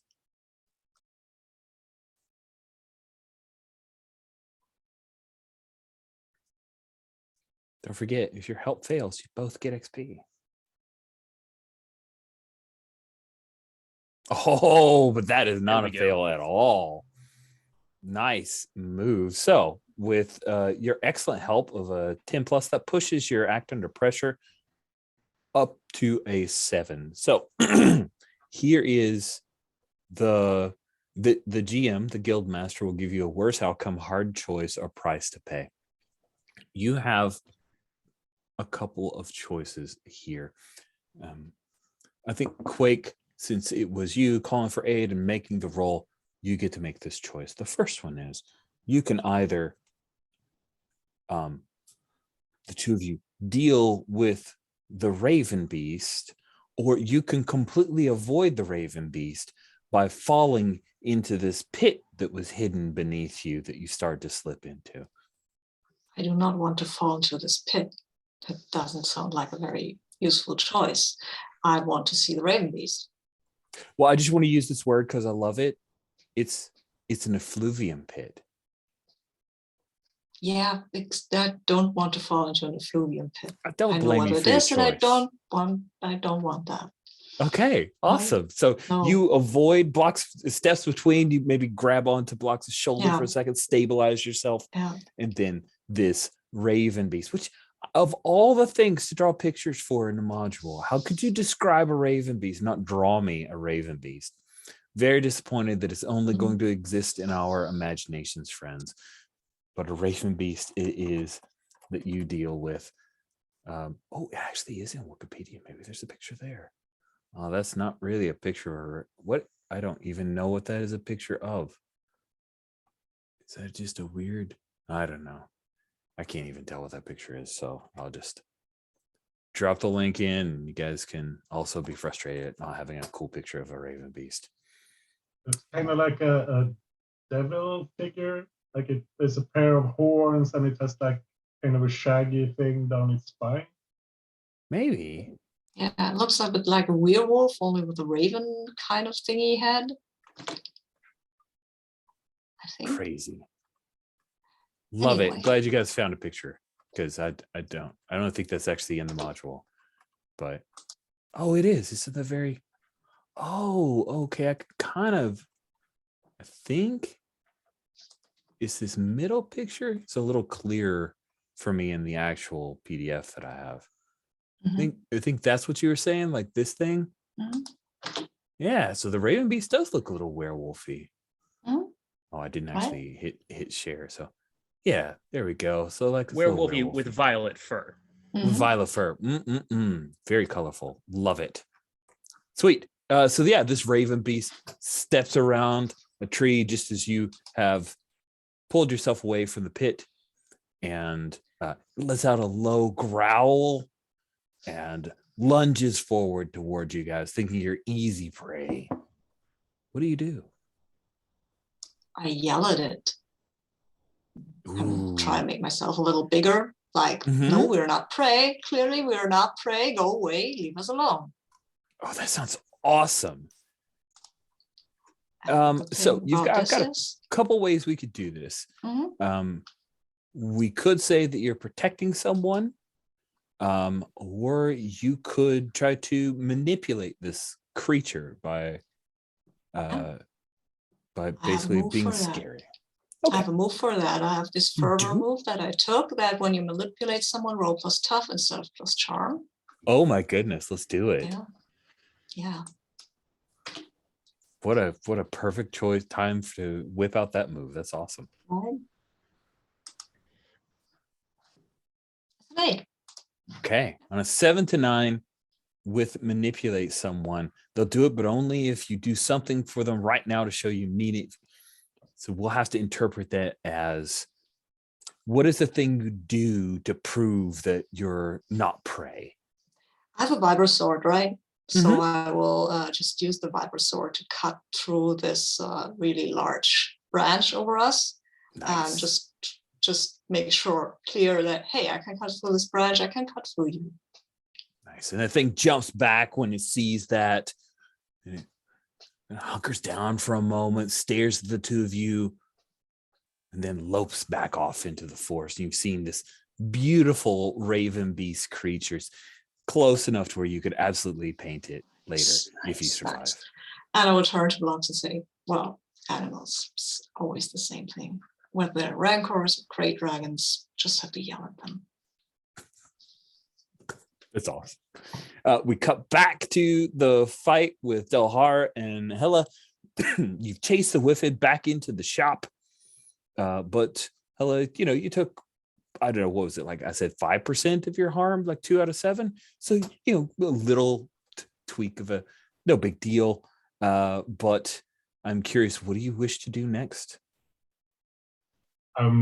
Hela's plan is to just get on the swoop I can get out of here.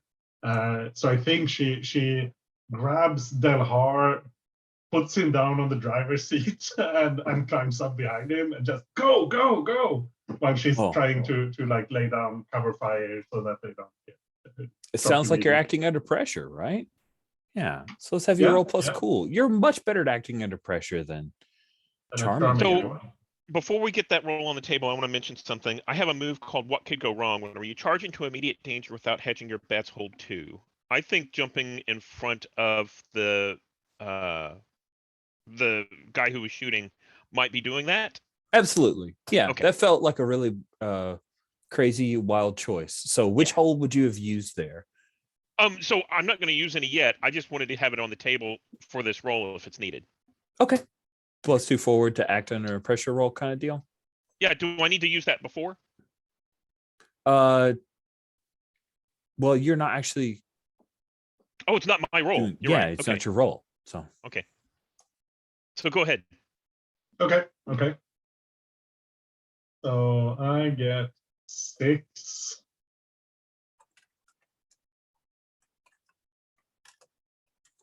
got a 6. That sounds like a fail to me.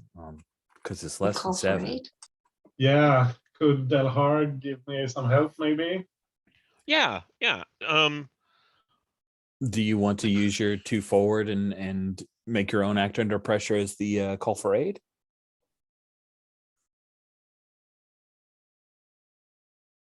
I'm trying to figure out. Yeah.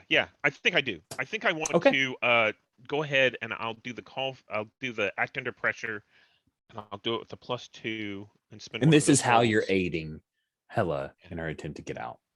Yeah. And that's a 12. Jeez.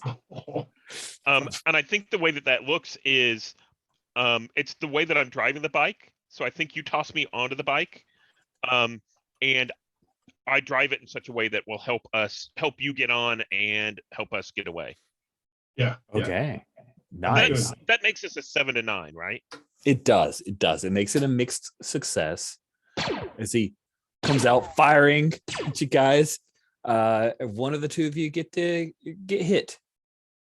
Hello. I'll take it. You're taking it? All right. Guess what? It's another 2 harm for your way, which becomes a 1 harm. It's fine. Yeah, but now I think I'm going to use my "it wasn't as bad as it looked" move as we speed away. So I get to roll plus cool again.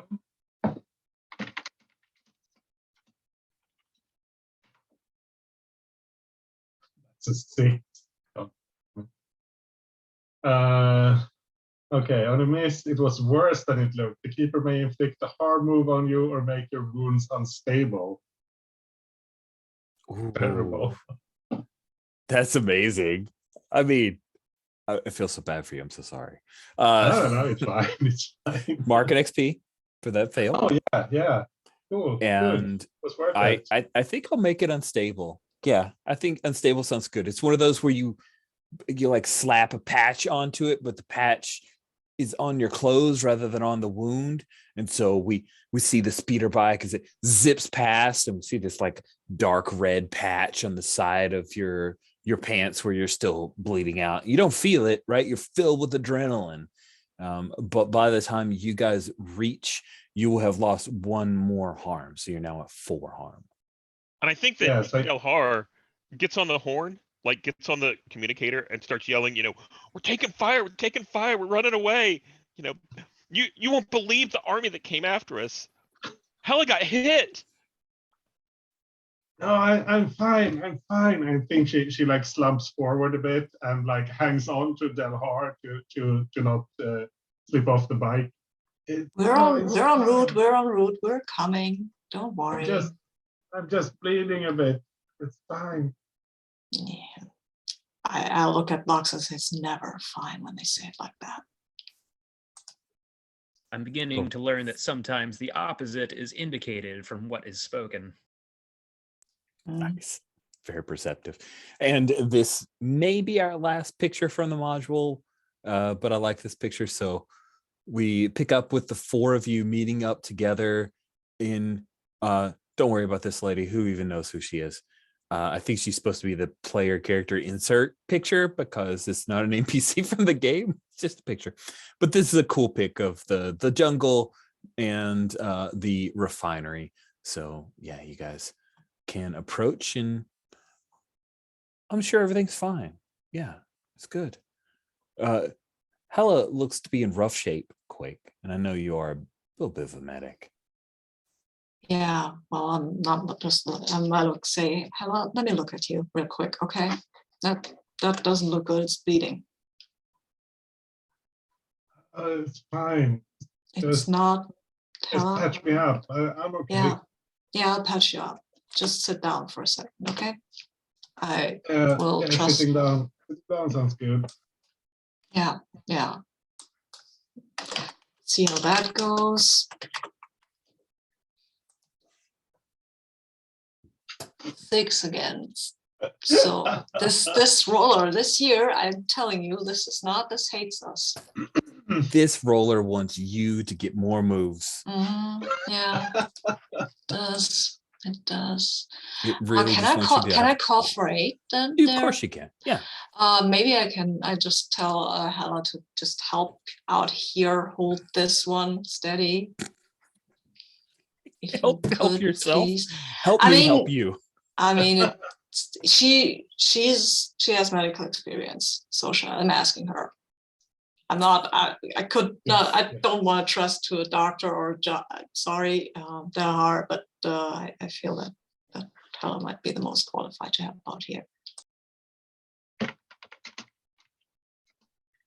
Cool. So that's, yeah, I'm just like putting pressure where Quake tells me to put pressure and Okay. Let's say you're doing it with Sharp then. okay, cool.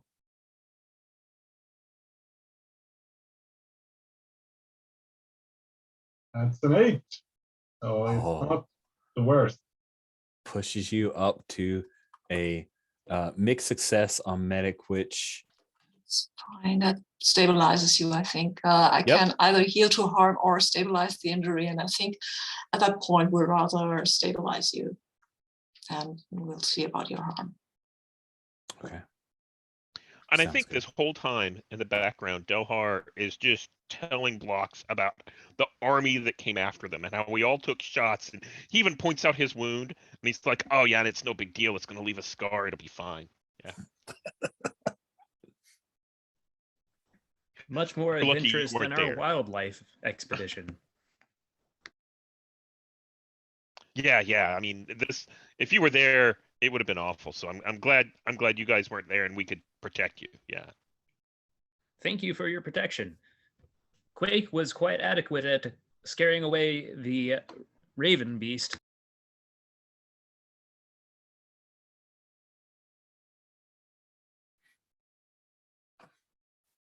Well, after taking a bit of time to make sure that Hella will not continue to get worse, you've reached the refinery. The refinery itself is a massive maze of piping and steel. The tubing and metal are still the crimson color of Trigdale metallurgy, although rust and corrosion mar much of the visible surface. Here and there, vines and creepers have overgrown the pipes and tubing. The site looks to the casual eye to be empty and abandoned, but you know better. So, what's your plan now? We are half an hour from end.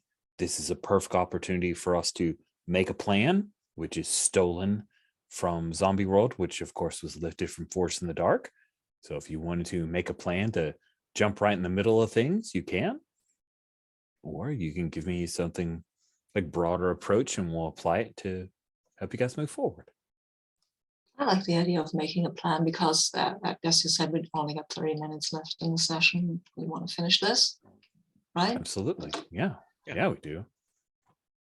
And I think we should just be violent, dangerous, and destructive. But we could also be careful, safe, and stealthy and smart, which might be the better option actually because we have 2 wounded characters.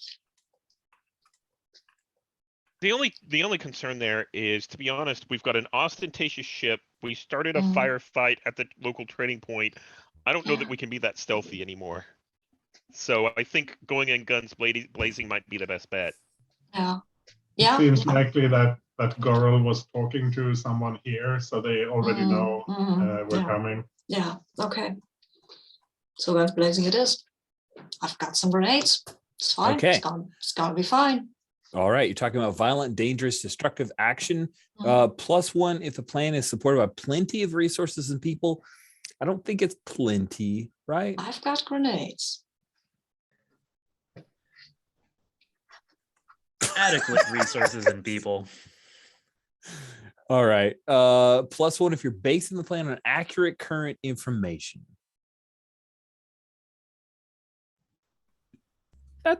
That's so. I think there's a yes on that one. You know exactly where they're located. You know it's turn. You know they're probably waiting for you. So we'll say +1 there. -1 if there's significant opposition that would interfere with the plan. I'm going to say there's not significant opposition. And the -1 if there's significant dissent about what plan to follow. It doesn't feel like you guys had any dissent. So overall +1, and you're using tough. The plan is get to where turn is to capture him. Is that right? I mean, we don't need to capture him. Oh, right. Yes, this is a Just kill blow him up. bounty. Just take him out. Quite simple. In and out. A direct approach. I appreciate. Okay. Nice. And if you want, you can take point. I'll just hold this. I Sorry, do I like a just saw simple that. plan.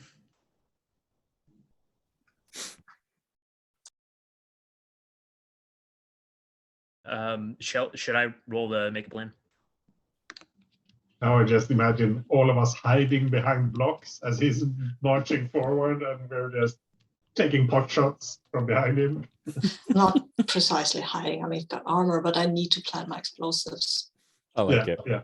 It sounds like you're making the move blocks to. Mm.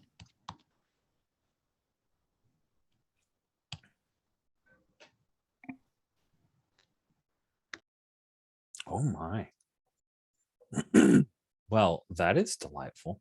You actually had another +1 on top of that, so it's not just a 10, it's 11. Indeed. All right. On a hit, you arrive in the middle of your plan in decent shape. On 7 to 9, some part of your plan encounters unexpected difficulties, that kind of thing. So we have a quick montage of the crew planting some bombs, blocks. Maybe Delhar, you're behind blocks as you guys. There are a few pot shots. They knew you were coming. There wasn't significant opposition because this is basically a thug and his gang.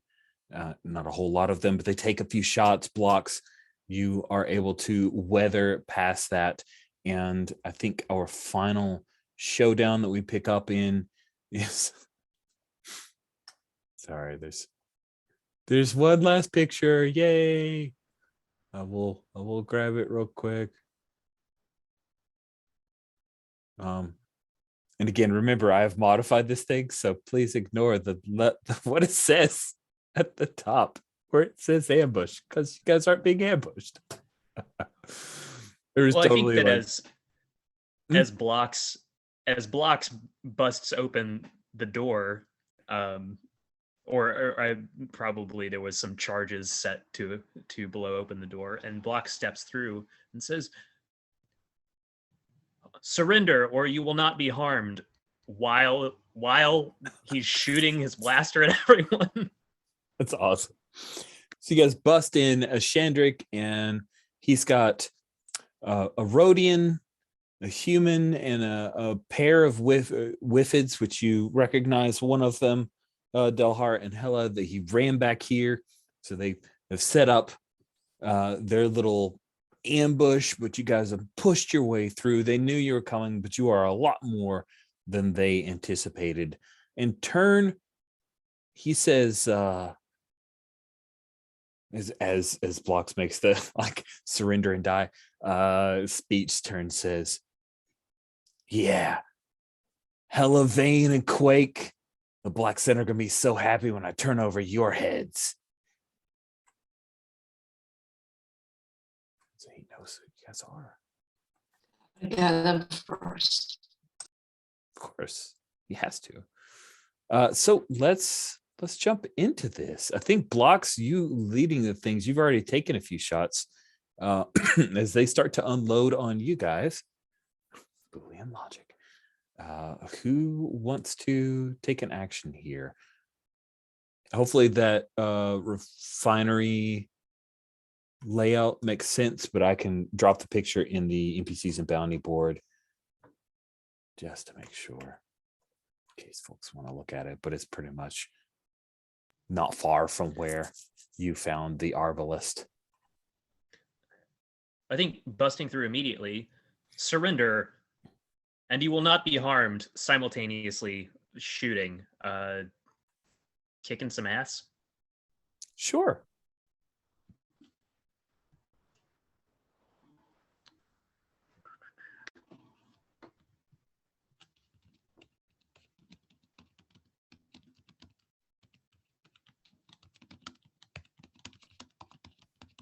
All right, roll plus tough. You got a tough of 2. So. Here we go.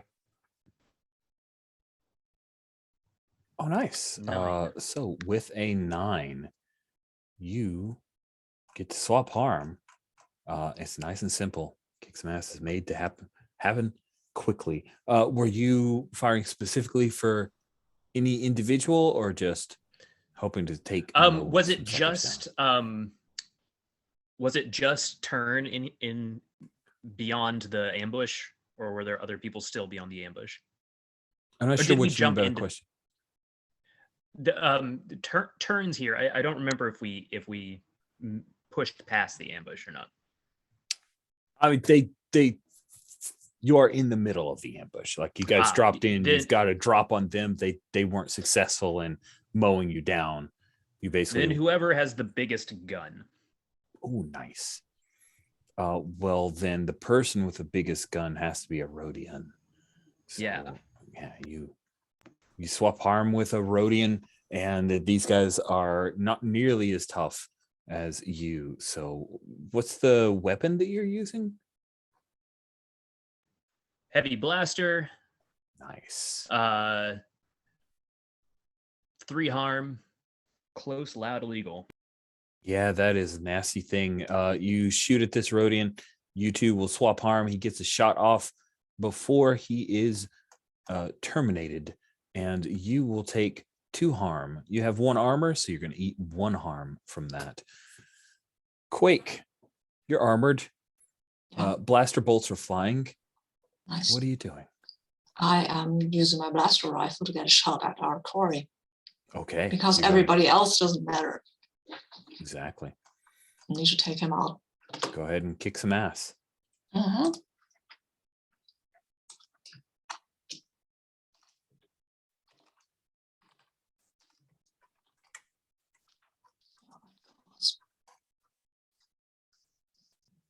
I don't know. I cannot do a good roll this game.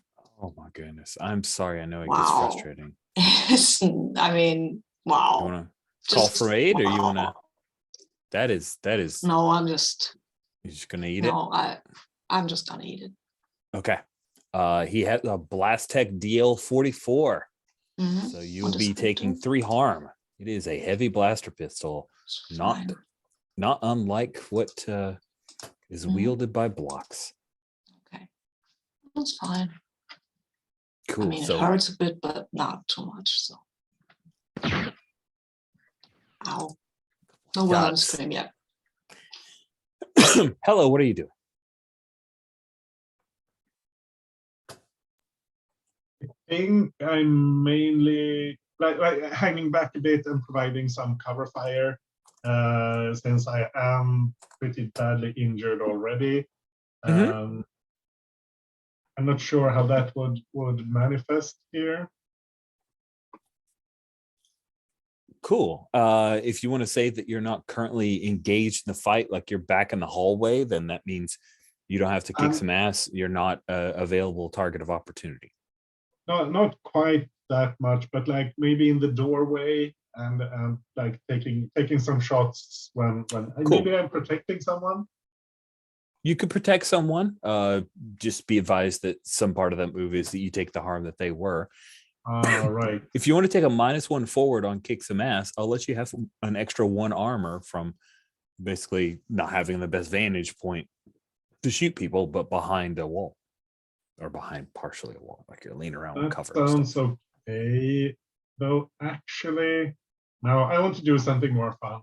I think while Blocks and Quake are the obvious heavies and are drawing quite a lot of fire, I think Hela will try to like stay more inconspicuous and Mhm. like hide behind these barrels and try to get behind one of the thugs and shoot them in the back.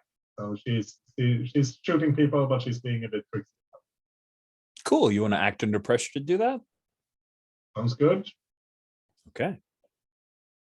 That's cool, right? It is. So it's +1.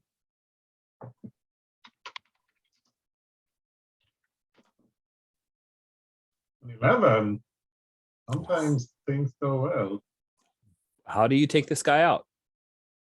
From what I saw the picture, there were like some barrels placed out there. Yep. So I guess she sneaks up behind one of the barrels, spots one of the whiffits maybe, because now she's thinking about Goro and she's a bit pissed off. So she sneaks behind the barrel and then jumps to the next one and like steps in right behind him and like unloads her blaster right in his back. Here, take this. Nice. That sounds terrifying, but also awesome. Good move.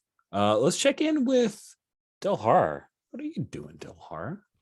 Yeah, so I think that one of the reasons that Hela was so good at being able to kind of sneak up on that guy is Delhar is in the middle of screaming and running into, like, I think there's some stairs towards the bottom. I'll real quick like bring up the map so we can take a look. At this point, you guys have killed the Rhodian and the Whiffid down here on the southern part, so very easy entrance to go to these stairs. Couple spotlights that are highlighting things, and your Ashandric is up here.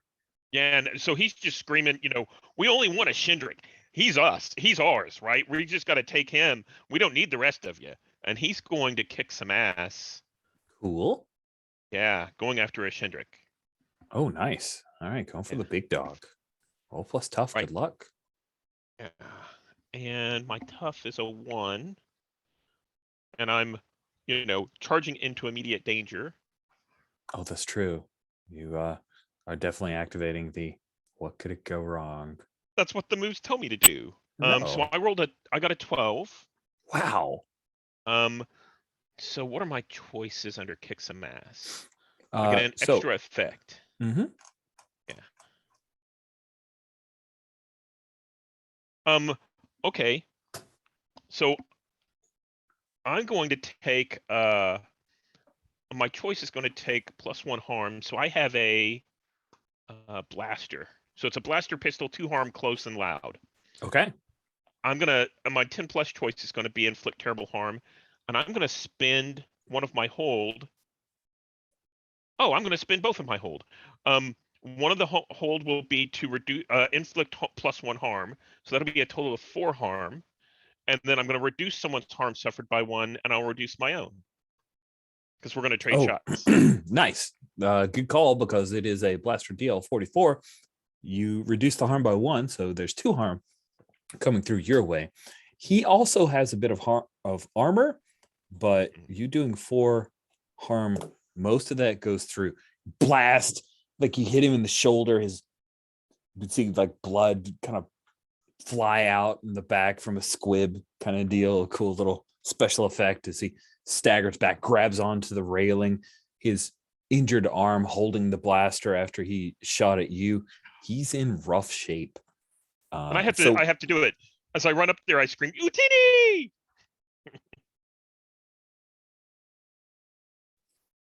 All right, Blocks. You guys are taking heavy fire right now. I imagine that everyone else is hiding behind some barrels and trying to move their way up to Ashandric, who now has taken a pretty heavy hit, and he looks like he's going to try to take off. What are you doing, Blocks? If he's looking like he's going to looking like he's going to scoot, then I think that I need to. Is there like a back exit from that room? I assume. Yeah, he's headed.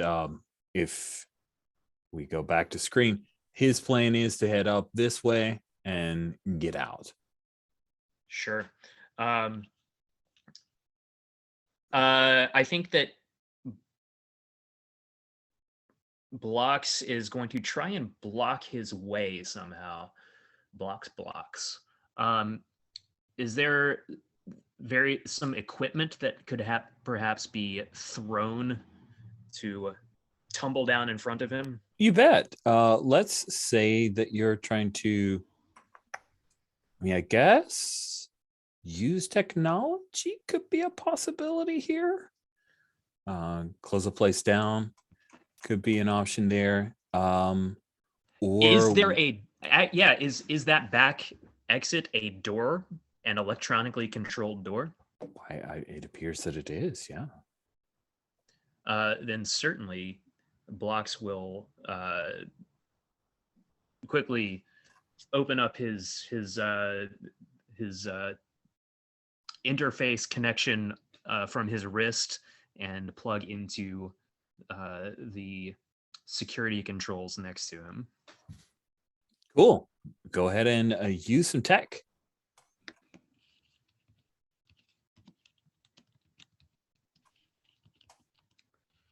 Oh, you're real good at this. Nice. Cool. Choose an effect and one glitch. All right. Close a place down. You're gonna close off that exit. Okay. Perfect. What glitch do you think? Glitch. I think I'll take one harm. There is a electronic countermeasures that obviously bypass my structural armor. So you take a harm, one harm, it ignores armor, and he is shut off. His egress is closed off. He sees this and he screams out to the remaining three guys, "Take him out!" And he's going to try to hide. Let's see, who should we cycle around to? I think Quake, you've been sitting tight after your terrible miss. You want to roll a 6 or a 4 for me right now? Yeah, I want to do that. That is exactly what I want to do. Because if I roll a 6, I might actually hit him. So yeah, I'm just getting out of cover, I think, a little, just so I have a bit better aim. And I'm trying to use the blaster rifle again because that's actually what it's there for. Sounds good. Go ahead and roll to kick some ass. Should use some dice for that, right? I don't know why my dice just vanished. That's so weird. But it's a 7, hey, so yeah, got I rolled a 6 7 for you, but I've got a 7, so that's a 3 harm for him. Oh, nasty. That he's gonna feebly fire a shot back at you, so you will take 1 harm from I that. have armor. Well, it's 3 harms. I did the math. Yeah, sorry. Okay. That's fine. Okay. Yeah. But there I am. You take him out, Quake. What does that look like? I mean, that basically looks like I said. I just stand up, ignoring everything else because there is Blocks, right? Blocks is there to cover these guys. Anyway, I've got armor and they don't have very good weapons. So I'm just standing up, taking aim with the blaster rifle again.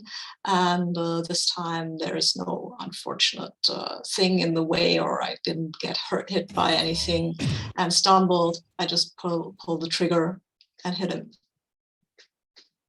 Probably in the head or somewhere where. Yeah, I love it. So I think where he aims. Oh wait, not in the head, in the chest, because we need the head.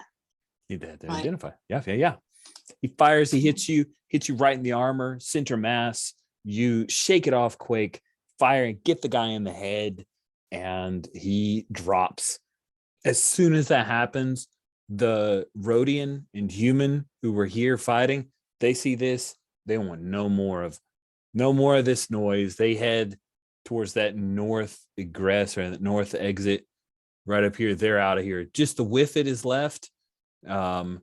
and he's not sure what to do. So I'm curious, Hella, after you just assassinated, who knows, maybe his brother? Did you take out Girl, or do you think that Girl is the one that's left? Oh, I think Goral is the one who's left. Cool. You said you were working for the Jawa. Liar. Yeah, I say a lot of things. And then I think I shoot him. All right. Awesome. The Whiffit goes down. He he was too shocked to defend himself, and you guys get the grisly work of taking whatever you need to prove that this Black Sun assassin is no more. Let's real quick, just to wrap up the hunt. Is there anything more you guys wanted to do while you were on Sergar? I think Delhar's going to look around a little bit, to see if there's anything useful in this old foundry, but like it quickly comes to the conclusion that there's not anything worth trade or credits or anything like that. Probably grabs the dead bodies. There's not a bounty on them, but can probably take their weapons. Those are worth something. Yeah, he takes some weapons, and as you guys are scrounging around, you hear the Arbalest take off and leave. Evidently, there are a couple more members of the gang, and they beat feet after Turn went down. So if Turn had any records of any jobs that he took from Black Sun, I think that Blocks would probably not peruse them, but at least pull them to check for any sign of his former owner. Oh, nice. Your former owner is not on any of the hit lists, but you do see the person that's sent this guy off on many of his assassination missions. It's none other than the Black Sun leader, Pendant Morg. Oh, wow. Right from the top. The Trandoshan guy. Okay, I know him. Mm-hmm. Vaguely.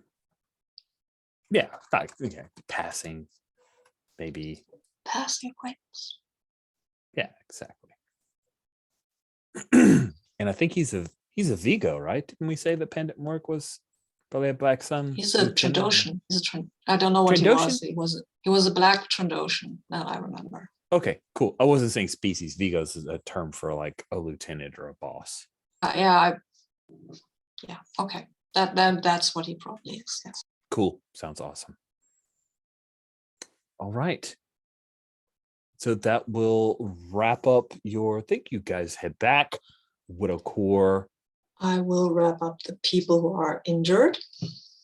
Aw. Maybe. Just leave them behind with no ship on a Yeah, backwater planet, but still alive. I mean, I already did Hela, but I think Delhar is losing some fluids that should be inside his body. Yeah, and I'm sure he's screaming about it. He's like, "Oh!" Yeah. Is he stable still at 4 of 7? Or is that the point where you go unstable? He does need to be stabilized. Yes, thank you for asking that question. Okay. Yeah, I wasn't sure, but I will go ahead and try and stabilize Delhar. All right. See how it goes. Maybe it won't go that well, but you never know. Maybe I'll need Hela's help again. Still rolling. Yes.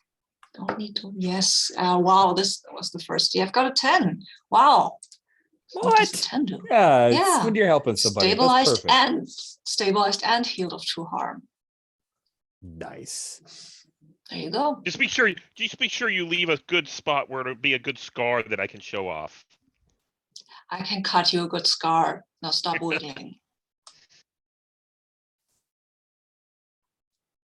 And I'm serious. I can tattoo a very cool scar of your choosing wherever you want it.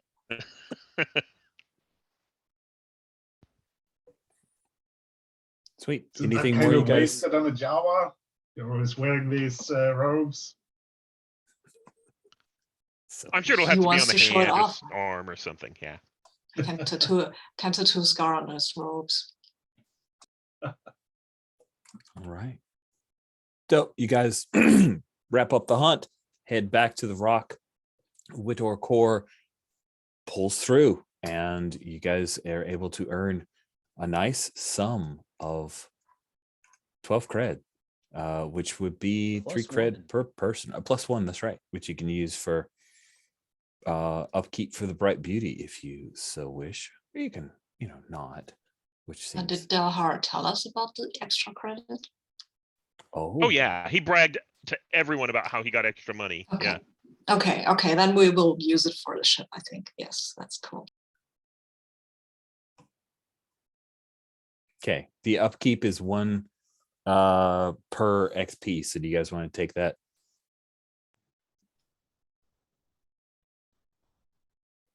You say 1 per XP? I'm sorry, 1 per PC. Huh. One. Oh. So it's- Yeah, the upkeep is 1 per PC. Missed upkeep leads to ship breaking down or other consequences. oh, okay. Yeah. I'll pay Yeah. my share. I'll pay mine. Same. Cool. So one of you didn't have to pay though, because we had the extra. Right. Well, can we? I haven't looked for the. You could put for 1 the towards game's buying upgrades mechanics. for the ship if you wanted. Everybody pays 1 for That's what I would upkeep, and then suggest. that extra 1 credit. I think that's where you're headed with it, Chad. I'm sorry, I was just trying to. Yeah. Okay, cool. I will put that in a note.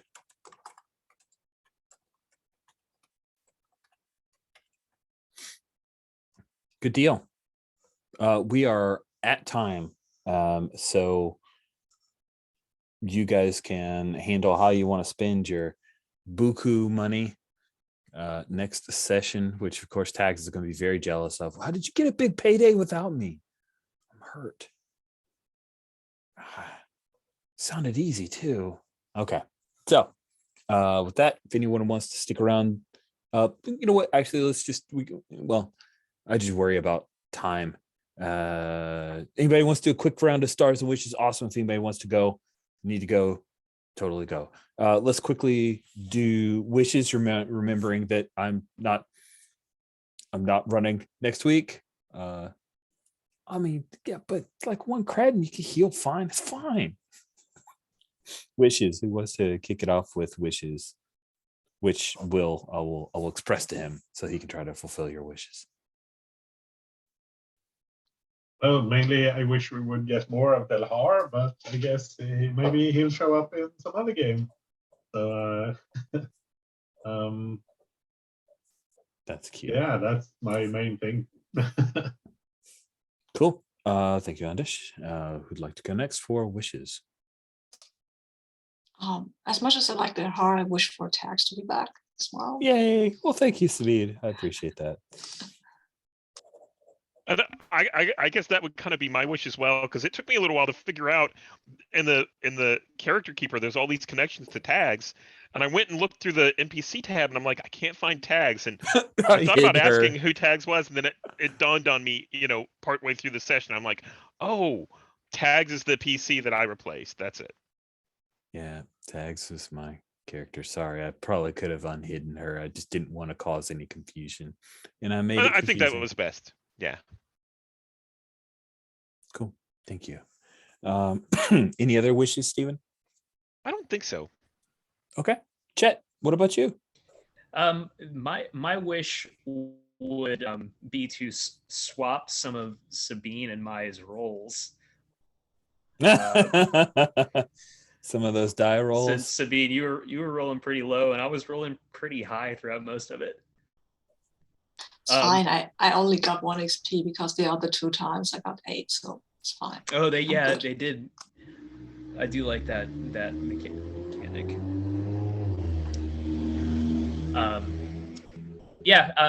No particular wishes aside from exploring this system more.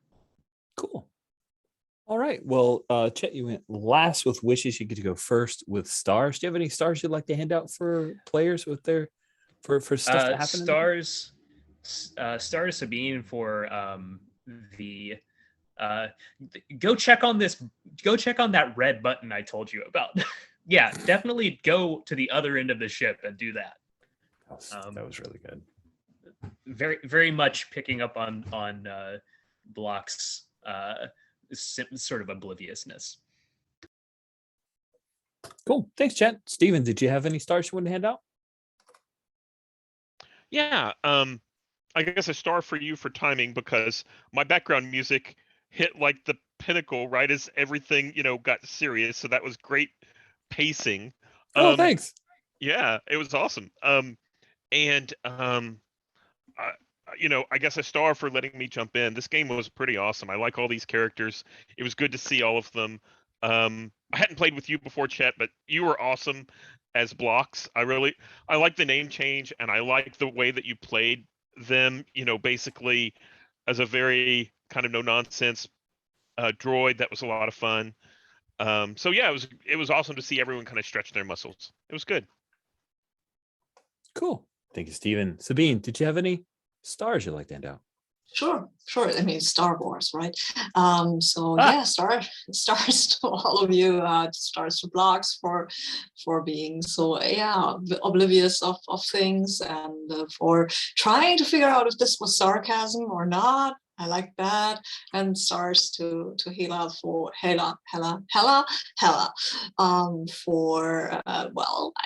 kind of just like her, and I just liked her staring duel with it, whatever. And Delhar for jumping into every dangerous situation and totally exaggerating every danger that you face. I like that. That was a great trainee.